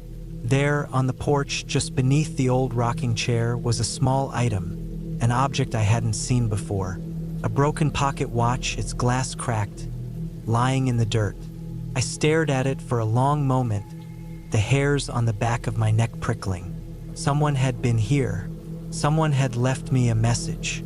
I don't know who it was or why they'd come. I never saw the man again, and though I didn't go back to the cabin for years, something about the place stayed with me, a constant reminder of that night when I wasn't just alone in the woods.